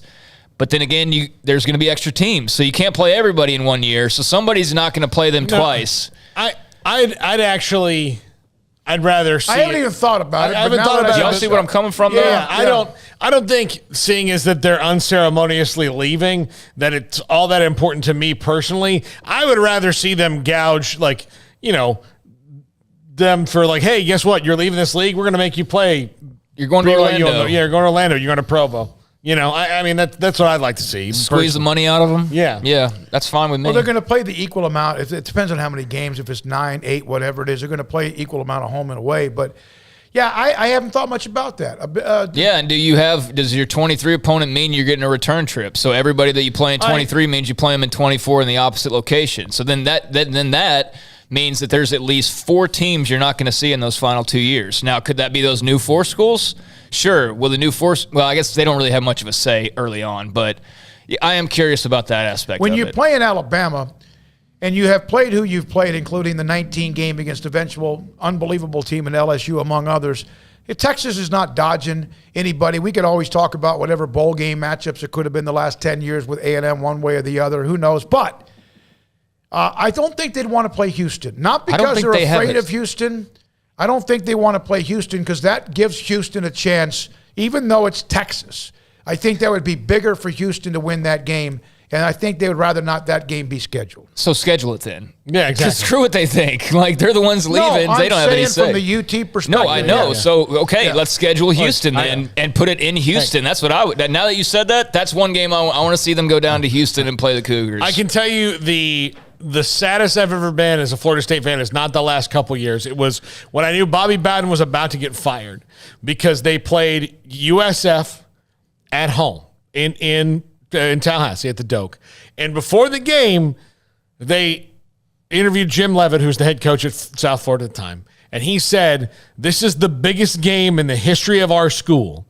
And I thought, this is like the 9 millionth biggest game in the history of the players on the team's lives that can associate with Florida State. So they had something to play for. Yeah. And so with Houston beating Texas on their way out the Big 12 door, they take their place. That's a huge game for Houston. Yeah. That doesn't mean Texas wouldn't rip them. Yeah, they could easily beat them, and then have bragging rights on their way out. I think the thing that you're hoping for is if you're the new Big 12, you just don't want to see either one of them win a conference title on their way out. Now, you can't schedule it to prevent that from happening, but yeah, I wouldn't mind seeing them send Texas down to Houston to play the Cougars one of those final couple of years. But that's why I brought it up, is because I was transcribing that last night and I was like, they're not going to be able to play everybody unless they find a way to play everybody. And the only way to do that is you can't possibly play a home and home with everybody within 2 years. So somebody's getting left out one way or the other. So you try to have them face everybody at least once, and then maybe put the focus on the rematches with Baylor and Tech and Oklahoma State to make sure those games are played. How do you do that? That's just one of the thoughts that I had last night. From Chris, Texas and Oklahoma are in lame duck seasons that can only hurt the Big 12 if they win a championship before they go. Can't do anything about it, though. Even if you tried to schedule against them as much as possible, there's no guaranteeing that's going to prevent them from winning all those games anyways. Now, Sooner Soul already got a Norman Mormon game day shirt. Somebody mentioned, I think it was Bob, let that Texas game be at Brigham Young and make it in late November. If you really wanted to be petty, you could kind of be petty. Now, I know the TV networks have some say, too, as far as kickoff times and all that. But if you wanted to be petty, there are ways that you could do that, like sending them to Provo in, the middle of the cold, or, opening up Houston early or something like that. Cincinnati's got no picnic. And Cincinnati. I mean, Iowa State, Kansas State are cold as hell, too. But, all right, when we come back, John Machota covers the Cowboys in the NFL, a little bit about the schedules and all this that are being released. We've had a hell of a day. Hope you've enjoyed it. From Australia to wherever else you are, we appreciate the time you give us as well. From Donnell Johnson, he's right on a home-at-home series with each team in the new Big 12 would be 26 games and impossible to get done over 2 years. Yeah. So what's more important, playing the teams you've been playing or trying to get a look at them against these new schools? I would say since Dave said it's not important for them to be in the Big 12 conference, then those rivalries don't mean anything, and stop pretending like they do, because then you feed into the fact of hey, do you guys miss playing Oklahoma? If Oklahoma and Oklahoma State don't play every year, they're going to have the same thing that we've had for 12 years about, don't you wish A&M and Texas would play? Every Thanksgiving week, new article comes out, every one. All right, when we come back, John Machota, Cowboys in the NFL schedule, a bunch of other news as well, plus we'll have Armstrong's farewell at the top of the hour after Paul's Top 5, Sikkim, 365 Radio, 365 Sports. Riverbend Liquor and Wine, Lakeshore Drive, North 19th Street in Waco, a hidden gem. And look, if you are a fan of Texas bourbons. They've got the best. I was just saying the other day. They've got Devil's River, Balcones, TX, Garrison Brothers, you name it, if it's made in Texas, if it is distilled in this great state, they've got it at Riverbend Liquor and Wine. They've got the best selection of craft beers as well, plus a speedy and convenient drive-through window that you will not believe. And one of the things they wanted me to mention is sometimes if you're going there and you put in Google Maps, it sends you to their old location, which is literally non-existent right now. It's just right across the street, but they are at Lakeshore Drive and North 19th Street, and they were always at Lakeshore Drive and North 19th Street. Now they're just on the other side of the street behind the bank. So check them out on Instagram, and if you're a fan of whiskeys, bourbons, locally crafted or from wherever, and craft beer, that's your place. Riverbend Liquor and Wine. Find out more on Instagram. At Allen Samuels in Waco, we're committed to taking care of our customers, and that means having as much new inventory on hand for you to choose from. During the Memorial Day sales event, shop our large selection of 2022 cars, trucks, and SUVs to find the vehicle that's right for you. Need maintenance or repair? Let our skilled technicians take care of your vehicle, and we'll get you back on the road safer than before. We're not here just to sell you one car. We're here for the long haul. Allen Samuels in Waco. Come by. Let's be friends. Camille Johnson Realtors guide you seamlessly through the process of buying your dream home or selling your current one. Commercial, farm and ranch, or residential, Camille Johnson Realtors can smoothly and successfully lead you through any transaction. With a team of 28 experienced agents who are excited about serving you, Camille Johnson Realtors services the entire greater Waco area. If you're in the market to buy or sell, contact Camille Johnson Realtors, 104 Midway Center in Woodway, or find them online at www.camillejohnson.com. Camille Johnson Realtors, elegant, charming, warm. Welcome home. Don Humidor, your home with a 48-foot walk-in humidor with the elite cigar brands from around the world, including the #1 cigar of the year, Aging Room Cuatro Nicaragua. Plus, they have the great brands like Macanudo and Artur Fuente, Rocky Patel, Aston, and so much more. CBD, great for sore muscles, aches and pains, sleep, Vita Dreams, and anxiety, mild depression, general health and wellness. Their staff very knowledgeable on the subject. If anyone is curious about CBD, ask Carol and Ashley. Don Humidor in the Townwest Shopping Center off Valley Mills in Waco. The secret to living your best life is pizza, obviously. Golden crust made from scratch, 3 fresh signature cheeses, and the toppings, crispy Old World pepperoni, savory Italian sausage, bacon. That's called a dream team. Find everything you need to live your best life and more at Marco's Pizza. Owner Bob Mock has been delivering pizza since 2001 and is the proud owner of 4 locations in Waco, Belmead, China Spring, Woodway, and soon to be open in Robinson. Marco's. Pizza lovers get it.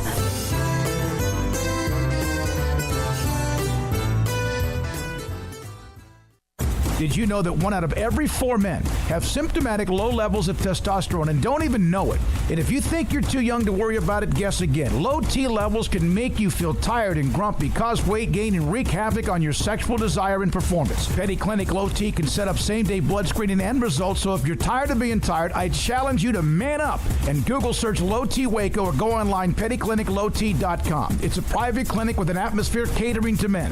Affordable, only $150 a month, includes lab work, office consultation, testosterone injections, follow-up visits compared to $395 a month in Dallas or Austin, and you don't have to fight the traffic. Petty Clinic Low T as board-certified physician consultations will provide the best form of brand-strength testosterone available. Contact Petty Clinic Low T today, just off Highway 84 and Old Hewitt Drive in Woodway. Petty Clinic Low T, helping men become the high-performance men they deserve to be. PettyClinicLowT.com or Google search Low T Waco. Welcome back to Sikkim 365 Radio. It's time for our weekly segment with John Machota of The Athletic, brought to you by Pioneer Steel and Pipe, where customer service is their main focus, and best in metal, steel, and pipe for large or small projects, with 2 locations in Waco and Bryan. Family owned and operated since 1943.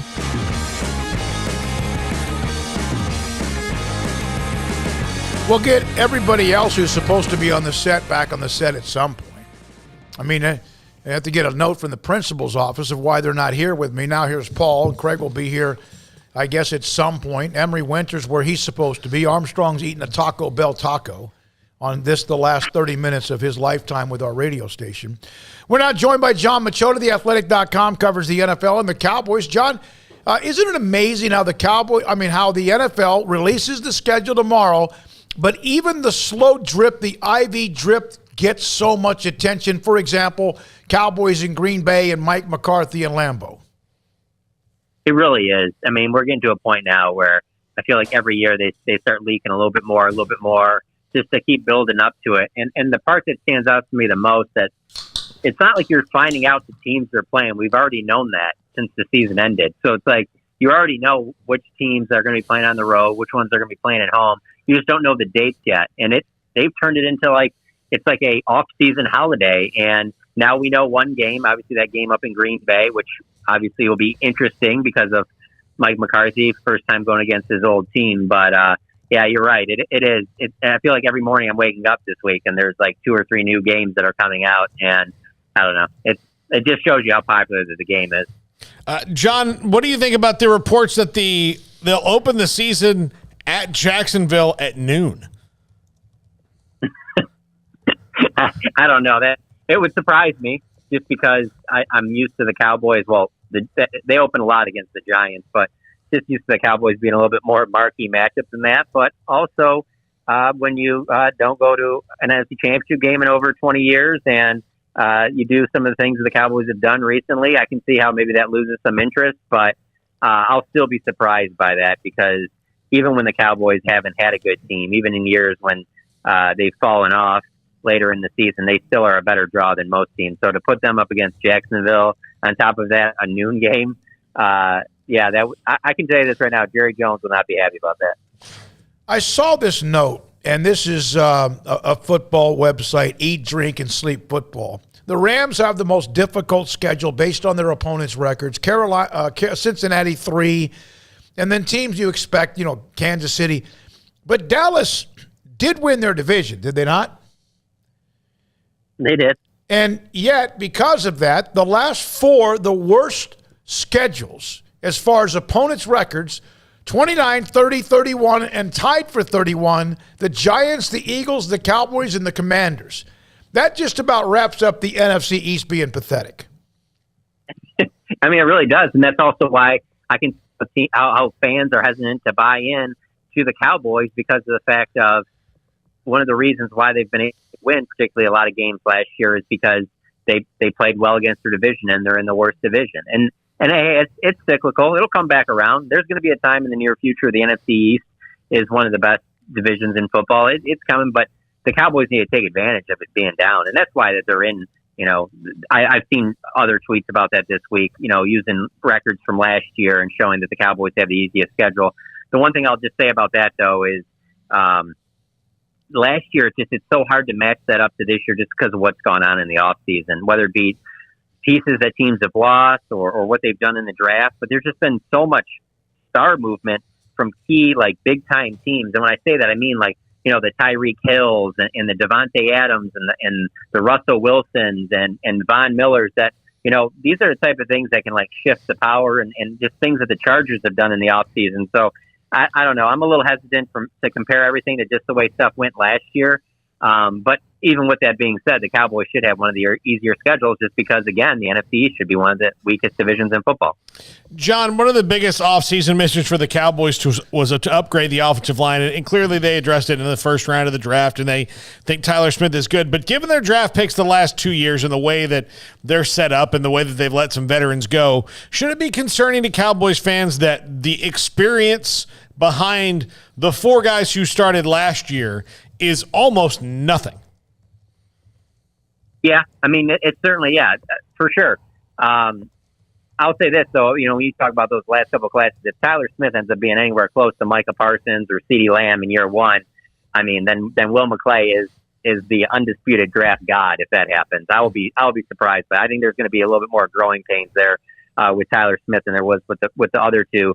But with that being said, there's also got to be a part of you that looks at, when I think of the last 2 drafts, obviously CeeDee Lamb's a factor in there, but I mainly look at how those last 2 drafts been able to transform this defense with the 2 star players and Trayvon Diggs and Micah Parsons. And can they play better? Yeah, I guess, but they were so good last year. It's just there's a part of me that's like, can they really duplicate that again? Is Trayvon Diggs even going to have the opportunity to even get his hands on half that many interceptions?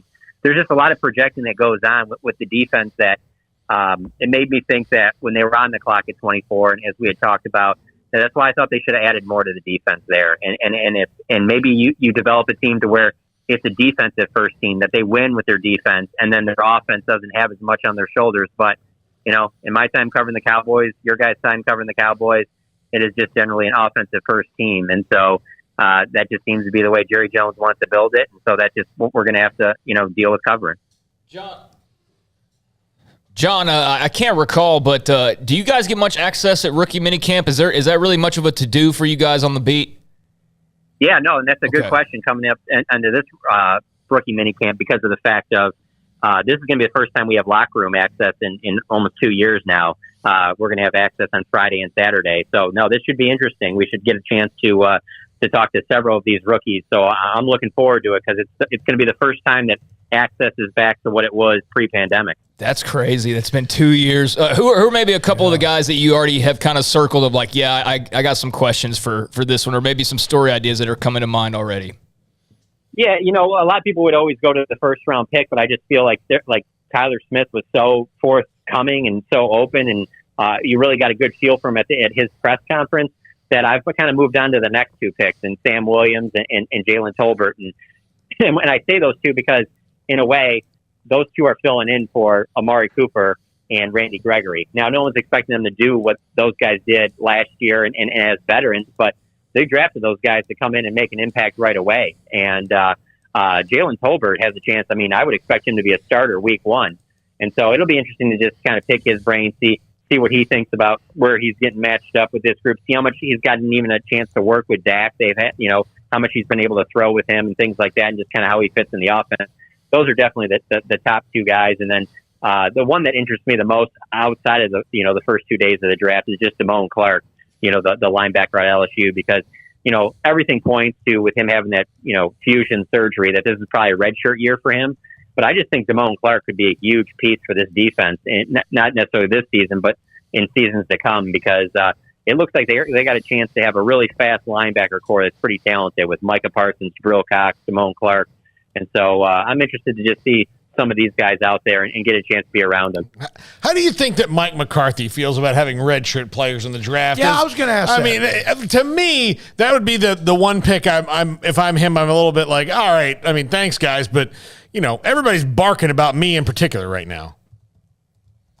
I'm sure behind closed doors, he probably doesn't love certain things like that, but I don't think he wants to project to anybody at the Star that he's nervous that this is his last year. I just don't get the sense that would help him very much. That's been, what's been the strength of since he's become their head coach is they've drafted very well. So I don't think he wants to step in there and all of a sudden sound panic like, hey, my job's on the line if you don't give me guys that can win right away. Because hey, Jerry and Steven, they believe in him. They think that he'll be able to put it together. But yeah, to your point, I'm sure behind the scenes, he probably doesn't love it. He probably wants a bunch of guys that can come in and contribute right away and be major players. But that being said, it's a young man's league. I mean, Trayvon Diggs came in and made an immediate impact. Micah Parsons, CeeDee Lamb, they got to find a way. But when you mentioned that, the very first spot I look at is that offensive line, because as we saw last year, and that offensive line isn't right, this team isn't right, and there's a lot of unknowns on that offensive line going into this season. It's interesting. Bruce Carter, Jalen Smith. There's another player I just saw Sean Lee. And there may be one. I forgot about him, Sean Lee. They are. It's almost like they can't help themselves. And again, and look, Sean Lee was probably worth it even for all the ups and downs. And Jalen Smith for a year or two. But it's almost like that makes them feel like if they hit on them, it makes them feel better about themselves. And if they do, it's great because you get them for a discounted price. But they are not afraid to do that. And the kid from LSU is a pretty good player, no question. Yeah, and if it's not just the health thing, it's a lot of times it's the off the field issues, and team players that have off the field concerns, the Cowboys aren't scared of taking chances on those guys. And it hasn't worked out a ton. It works out here or there, and I just the Cowboys love to point out the times that it works out, but when you look at the batting average, you're just like, I don't know if this is really necessarily the right way to go here, but I also think that there's a lot of Jerry Jones wanting to, kind of show everybody, hey, you guys are scared of this guy. We'll make him work here. We'll put a star on his helmet, and he's going to be a superstar for us. And again, there's some times where it's worked out, but there's far more times where it didn't work out. So when fans are critical of that, media is critical of it, it's completely just, because I just don't think that there's enough hits for as many strikeouts. And then there's, of course, you don't know what's going to happen with Kelvin Joseph, and if anything comes down with him as a second-round pick, with allegedly a part of that murder as well. Yeah, I looked around, John. There hasn't been really anything, or has there been anything updates-wise on that? There really hasn't, and from what I've been told, he's working out at the Star, and he's part of the off-season program, so you just kind of read between the lines there. It seems like it, and when I say read between the lines, I'm also using past Cowboys experiences with some players with off the field concerns and the way they've handled it, that I'm sure that they're trying to do one of those things where it's like, the best place for you is to be around this team right now and to be in the facility all the time. And they deserve criticism for that too, because I'm sure there's a lot of people out there like, I don't know if that guy should even be at the facility right now. Like, we're not saying that you necessarily need to cut him, but I can understand where people would be like, shouldn't he be like maybe on like a leave of absence right now, until this whole thing gets figured out. But the Cowboys generally don't do business like that. When there's these off the field concerns, they usually try and sell it that, we just think it's best for this individual to be around the team. And that's certainly what they've said about Calvin Joseph. Thank you very much, John. Appreciate your time. As always, John Machota, theathletic.com, covers the Cowboys in the NFL on some of the draft picks, some of this, some of that, also the philosophies as well. We'll have Paul's top 5 here momentarily. Yeah, I just want to say to Isaac, if you are still listening, and I hope that you are, I got your DM, and Isaac wrote me a long DM, so I'm not going to be able to respond to it while we're kind of finishing out the show here, because I'm going to have to kind of sit and think about it. But he does raise some interesting points, agrees with me about the value of a scholarship, but also points out that there are a lot of guys who academically should not be at some of these schools, and they get basically tutored through it, but in reality, they really shouldn't be there. When you talk about the time constraints of the schedule that they have as football players, and it's very regimented. Some of them cannot take all of the classes that they would want to ensure a certain degree, or would they be capable of even earning that degree in a normal case? And so he points that out, and that's very fair.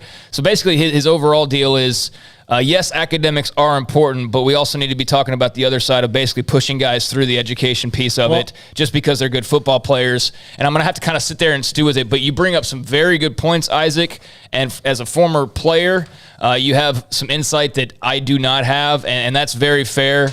So I did get your message. I just want you to know that, but I can't respond right now. But thank you for that. I appreciate the direct message, because you could actually start a conversation that way. My quick 2 cents on that would be, I'm a full believer that we have to redo the way that college works in America. Here's one line. I don't want to cut you off, but just kind of, I just don't think it's as simple as a scholarship is worth X number of dollars if there's no scholarship learning going on and you're putting kids in classes that can't get them a degree at that school. Yeah, and so to me, there are a lot of things, and this might be the compromise, as I am Henry Clay, the great compromiser, but the compromise is colleges make a lot of people. And we have 2 guys here, one who's in it now and one who's recently. There are a lot of classes that Baylor made them take that they have used nothing from, and paid Baylor a lot of money to take these classes that they have not used at all, under the auspices of it makes you a well-rounded person. But by the time that you are 18, 19, 20 years old, the auspices should be, this should be something we're teaching you so you make money. Yeah. And especially since you're paying for it. So this could maybe be the balance of having some of those classes where, you know what, if you're not a guy who knows what you want to do outside of being a professional athlete, and you're there, and that is take these classes that are kind of there and find out what your bliss is outside of football. You're going to be eventually, that's a great point, both of you guys. And Isaac, thank you very much. There's going to have to be a director of NIL in some of these athletic departments, and maybe there already are. And then there's going to be a director of NIL accounting to help with the young men to understand what they have to do with that. More need to try, and you can't force them. You could have an investment firm. There's 50 investment firms in Waco.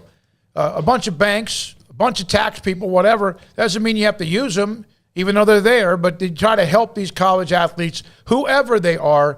Not many, but are getting the NIL, whether it's 100 hours or maybe 4 or 5 million. When we come back, Paul's top 5, and then Armstrong says goodbye. Sikkim 365 Radio and 365 Sports.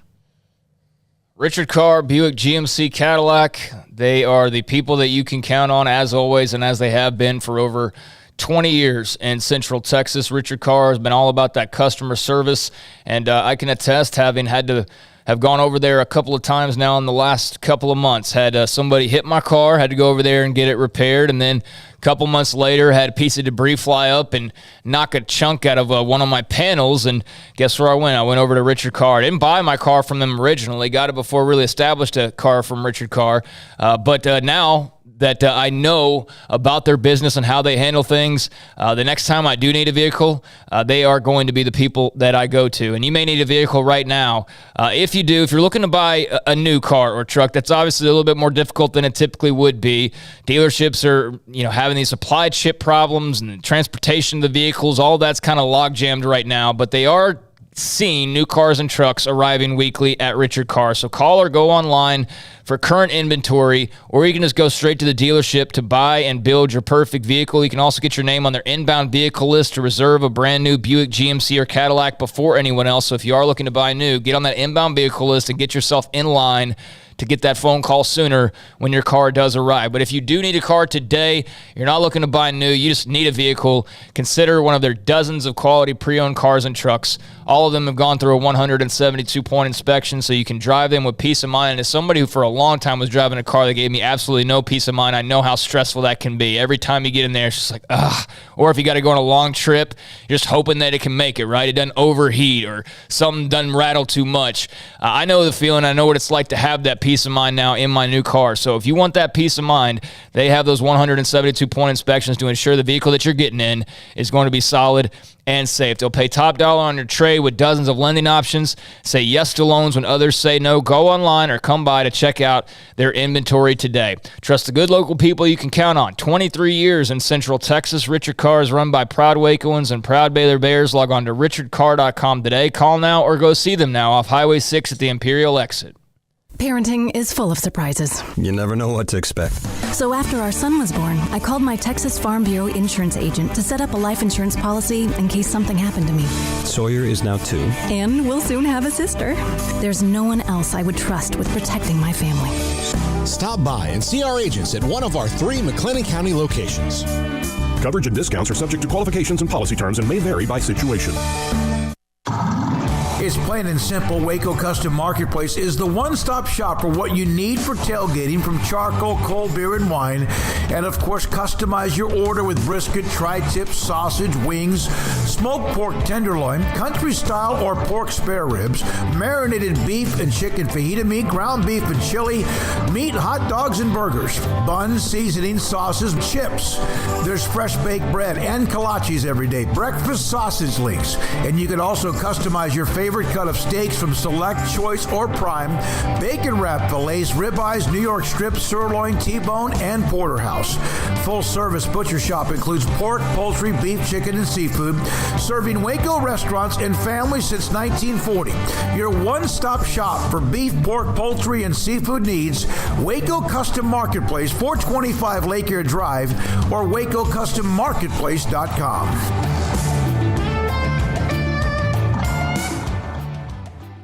From the first workout to the last practice, sports is an incredible challenge. Hi, this is Dan Ingham with the First National Bank of Central Texas, and we're proud to support each athlete, every parent, and our educators. From families, small businesses, to the biggest industry, we're here to help. With remarkable products like First Free Checking, we've got banking ideas that fuel big dreams. The First National Bank of Central Texas. Familiar faces making local decisions. Member FDIC, Equal Housing Lender. One size fits all. That may be all right for an adjustable belt or cheap sunglasses, but when it comes to your financial needs, no one wants a one-size-fits-all strategy. Ben Erlinson, your Edward Jones financial advisor, knows that his most important goals are yours. That's why he takes the time to understand your needs, knowing you. That's how Edward Jones makes sense of investing. Ben Erlinson, 100 North 6th Street in Waco, 254-759-8533. Edward Jones, member SIPC. Shorty's Pizza Shack at 12th and Bagby is a homegrown, family-owned and operated must-visit pizza place in Waco. Fantastic pizza by the slice or get the whole pie to share. Great happy hour specials every single day, and it's not just pizza. Great wings. You have to try the Sikkim sauce, chili cheese fries, pizza pillows, and more. Dine in for a great hangout or carry out. Order online at shortyspizzashack.com or do yourself a favor and bring your crew to the restaurant at 12th and Bagby. Shorty's Pizza Shack. Tell them Paul sent you by.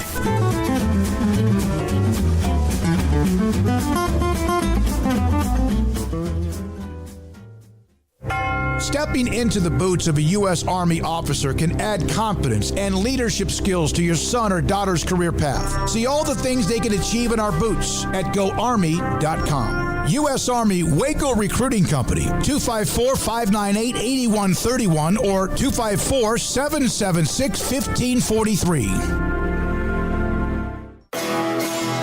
This is Paul Catalina's Top 5 at 555. Top 5 college football recruiting storylines kind of falling off the table a little bit because we're so busy on the non-football stuff. But there's some interesting things going on in recruiting nationally that I've told Smokey about one of them today, and thought we'd do a top 5 about this. Number 5 obviously is who is throwing around the most money to get back to relevance. I'm not talking about the teams like Georgia and Texas. I mean, Texas probably is a little bit. They're not relevant, but Georgia and Alabama and all these. But Miami, Nebraska, Tennessee. I mean, he throws Florida State up there, but that's not really what's going on there yet. But there are a lot of schools trying to buy their way back into relevance, and I'm not sure that that's really going to do it. You know, A&M's doing it. They're better than all these other 3 teams have been, or 4 teams have been right now, but they're trying to buy their way back into relevance through NIL, and I'm not sure that it's going to work just completely the same that way.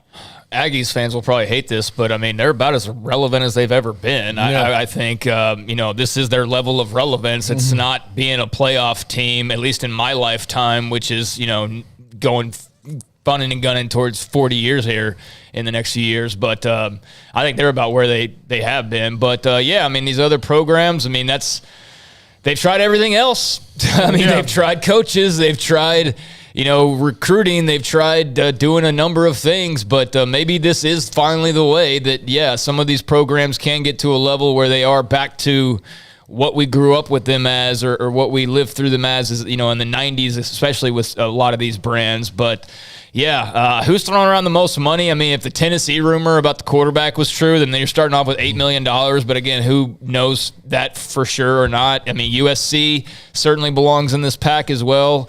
I don't know Miami would probably be my guess, but then again, I don't know, man. Nebraska landed, who they've landed kind of makes me think that there's a lot of money going. Well, wouldn't it be interesting to know if the $8 million ended up being like $475,000, which is still pretty damn good. I often wonder if that number has been thrown out there by the Tennessee people just to scare off whoever it would scare off. Or just to flex. Or by, Auburn fans or whoever that want to just make them look as poor as possible. So you did not put the UT logo in here. No, I sent Jack a few suggestions, and but he went on his own path for the last one. And because I think there's probably 3 or 4 mothers. USC, Texas, I probably should have thrown them on there. The thing is, you could have like 7 or 8 on here, but the 7 or 8 that are throwing around money and 7 or 8 that aren't as relevant as they used to be. So, there's these 4, and then there's a few others, and who wins that race, I don't know, but it sure seems like right now, those are 4 good ones. Well, not so much Florida State, but Nebraska, Tennessee, and Miami have certainly made a lot of headlines. Used to run college football. Yeah, I think Jack put on that on there for my benefit, based on the fact that Florida State's lost 2 guys, Travis Hunter, the number 1 recruit in the country, and Amarius Mims, the number 1 transfer in the country, and NIL probably had a huge part to do with both those. I don't think they're in that realm yet. Number 4, Billy Napier. Well, damn it, start sending more money. Billy Napier is recruiting up a storm at Florida. Not a surprise. He is very quietly, too, got a ton of top 50 recruits already signed. He's got a bunch more coming in. And he is the first coach that they've had since Urban Meyer who's really done this right off the bat, or even at all. Dan Mullen didn't really do it at all. He was he wasn't up in the stratosphere that Florida used to be in. Billy Napier has turned it around in a hurry. And a lot of the talk, and part of the reason I put it right after the Miami thing is, Mario Cristobal and Miami are doing a lot of NIL stuff, and I'm sure Florida's doing it too. They've got a ton of money at that school flowing through a lot of different things. But Billy Napier, just in the old school recruiting of getting guys to come on campus, getting guys to commit, is recruiting up a storm, and if he continues on that path, Florida's not going to be too far off from being relevant again, and Tennessee and Georgia and Tennessee better watch out, but Georgia's still, head and shoulders above both of them. Yeah, it's a big school, great athletic history, football history. They got a long way to go. They got a very small class right now in 23. They're like a top 40 recruiter, but they also, like I said, have a very small class at the moment, but if you look at the way they finished out last year, they finished with the top 20 ranking, which is solid. Obviously, you want to get more if you're Florida into that 10 to 15 here pretty soon. And I think if he goes out this year and wins some games, that they'll probably find themselves back in that spot. And then they got the added benefit of NIL too to help propel any other further momentum. So I like the fit. I like the hire. And, I do like it when Florida is relevant, and they haven't been all that relevant really since the Meyer years. So, if they're back like Texas or like USC or like Miami and Tennessee and all these other teams, that'd be great for college football. But I do like him. I think he's going to do well there. Yeah. Number 3, Nick Saban can easily get the best player off your roster. And if you look around at the transfers that he's doing, that's what he's doing. Scott Satterfield has accused him of tampering. Not him. Of Alabama. Alabama. And maybe that's true. But here's the deal. I'll say this. If Nick Saban wants a guy, he doesn't need to tamper. He just needs to wait till he goes in the portal and call up and say, hello, this is Coach Saban. Yes. And then, okay, when do you need me, right? Yeah. I mean, the Jordan Addison thing, there's all this talk about Alabama. I haven't seen much traction with him in Alabama. It's mostly been focused on Texas and USC for the most part. But I do see a lot of Bama mentions with him. So not being a member of like Bama Online or whatever, I don't know what the secret word is on Addison in Alabama. But I do know he's enjoying his time in Texas right now. And it's Nick Saban. He's the greatest college football coach of all time. I'll stand with that till, there's somebody who passes him, but that's not happening within the next 30 years. So I don't know if I'll ever see it. But yeah, he's the man, and Alabama's got all the bells and whistles. Number 2, Ryan Day is the new QB guru. Not that this should be too much of a surprise, but if you look at what he's doing in the quarterback thing, in the quarterback recruiting realm, he's sending away guys that are better than the people on most people's roster. And then in the way he's sent away Quinn Ewers and Jack Miller, both of them 5-star recruits. Jack Miller's at Florida right now, and he's not even going to start there. Anthony Richardson, I think, has won that job outright. But it's kind of amazing what he's doing at QB, and this is not just a knock. Just got Raiola, right? Yeah. This is not a knock on Urban Meyer. I do think that it was very clear that Urban Meyer's style of coaching is not what works anymore completely, and he could have held on for a little while there. Ryan Day taking over at Ohio State was the right move at the right time. Urban Meyer's real legitimate health reasons or whatever is going on with that guy, notwithstanding, this was the absolute bet. Like, it worked out unbelievably well for them. He's done a really, really good job, just like some have taken over for Hall of Fame type coaches. And I consider Ohio State, when you tell me who are the top 3 programs in the country, Ryan Day's allowed them to be a part of that conversation with Clemson and Georgia and Alabama. I know that's 4. He's done a really good job. And then last year they had a couple of hickeys, and I think he'll get them right back to where they need to be. Yeah, he's a great coach. I know there's a lot of talk about him in the NFL. That kind of, that's scuttlebutt. I see that rear up every once in a while. But no, he's had a great run of QBs, like you said. I mean, you got dudes transferring for millions of dollars, allegedly, somewhere else because they can't see the field. I mean, that says a lot. And the NFL picks and the guys they've produced, that says a lot as well. And just offensively, they've been, especially, wide receiver and quarterback, they've been pretty ridiculous here lately. Yeah. Number 1, Arch Manning, slow playing the process. A lot of recruits that are highly sought after as Arch Manning, and granted, he's got so much football knowledge in that family that he doesn't have to do anything, and he can take all the trips he wants and do all those things. But it is interesting to me to see how much he's slow playing this process and really going through and taking it in.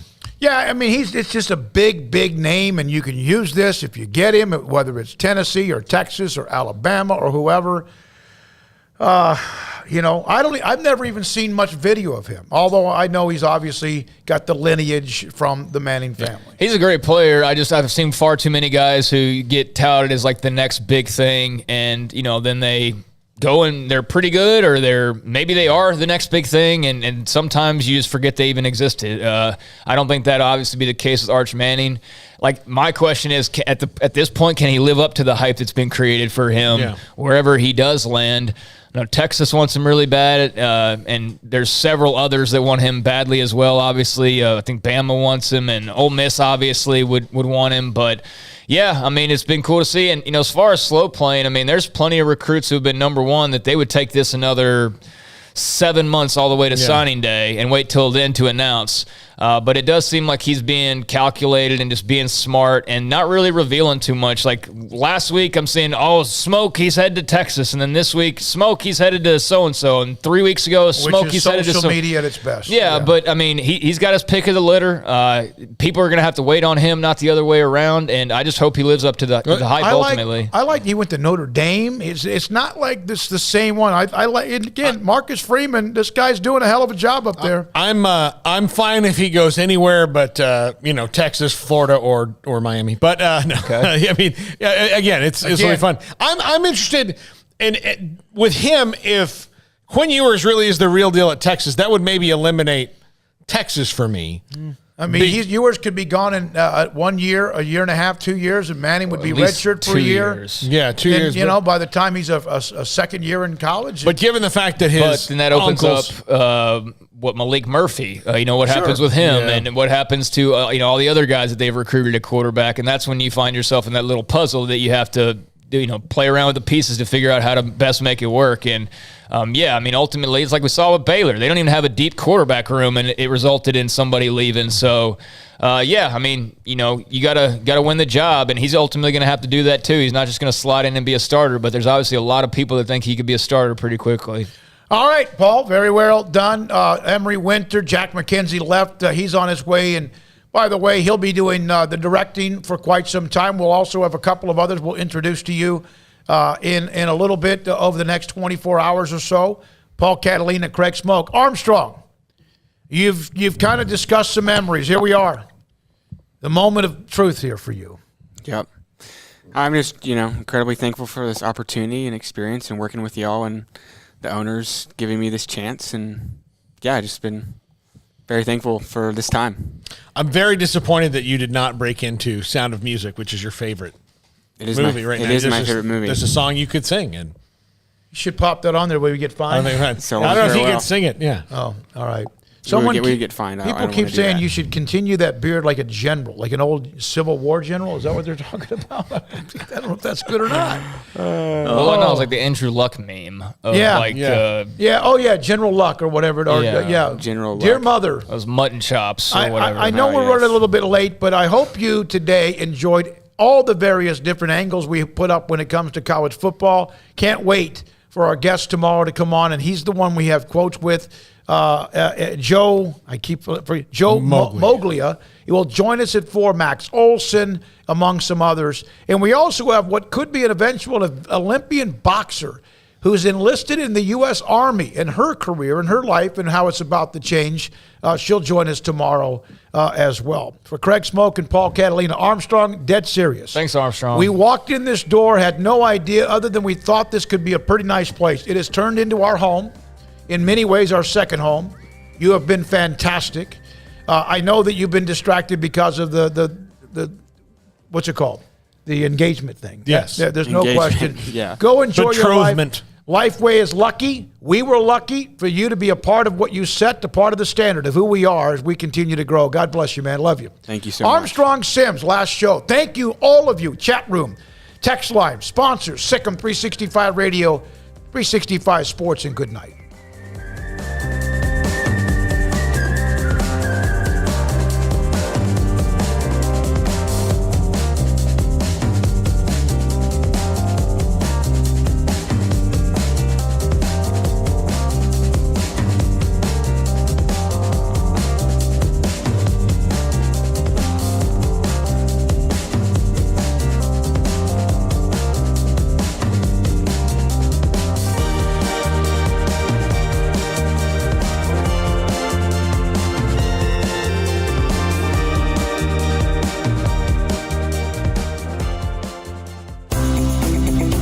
MRI is a small family business right here in Central Texas. We're open to support you while lowering the cost of healthcare bills. When you need an MRI, ask your doctor for an Ideal MRI. Visit us at idealmri.com or call us at 833-IDEAL-MRI.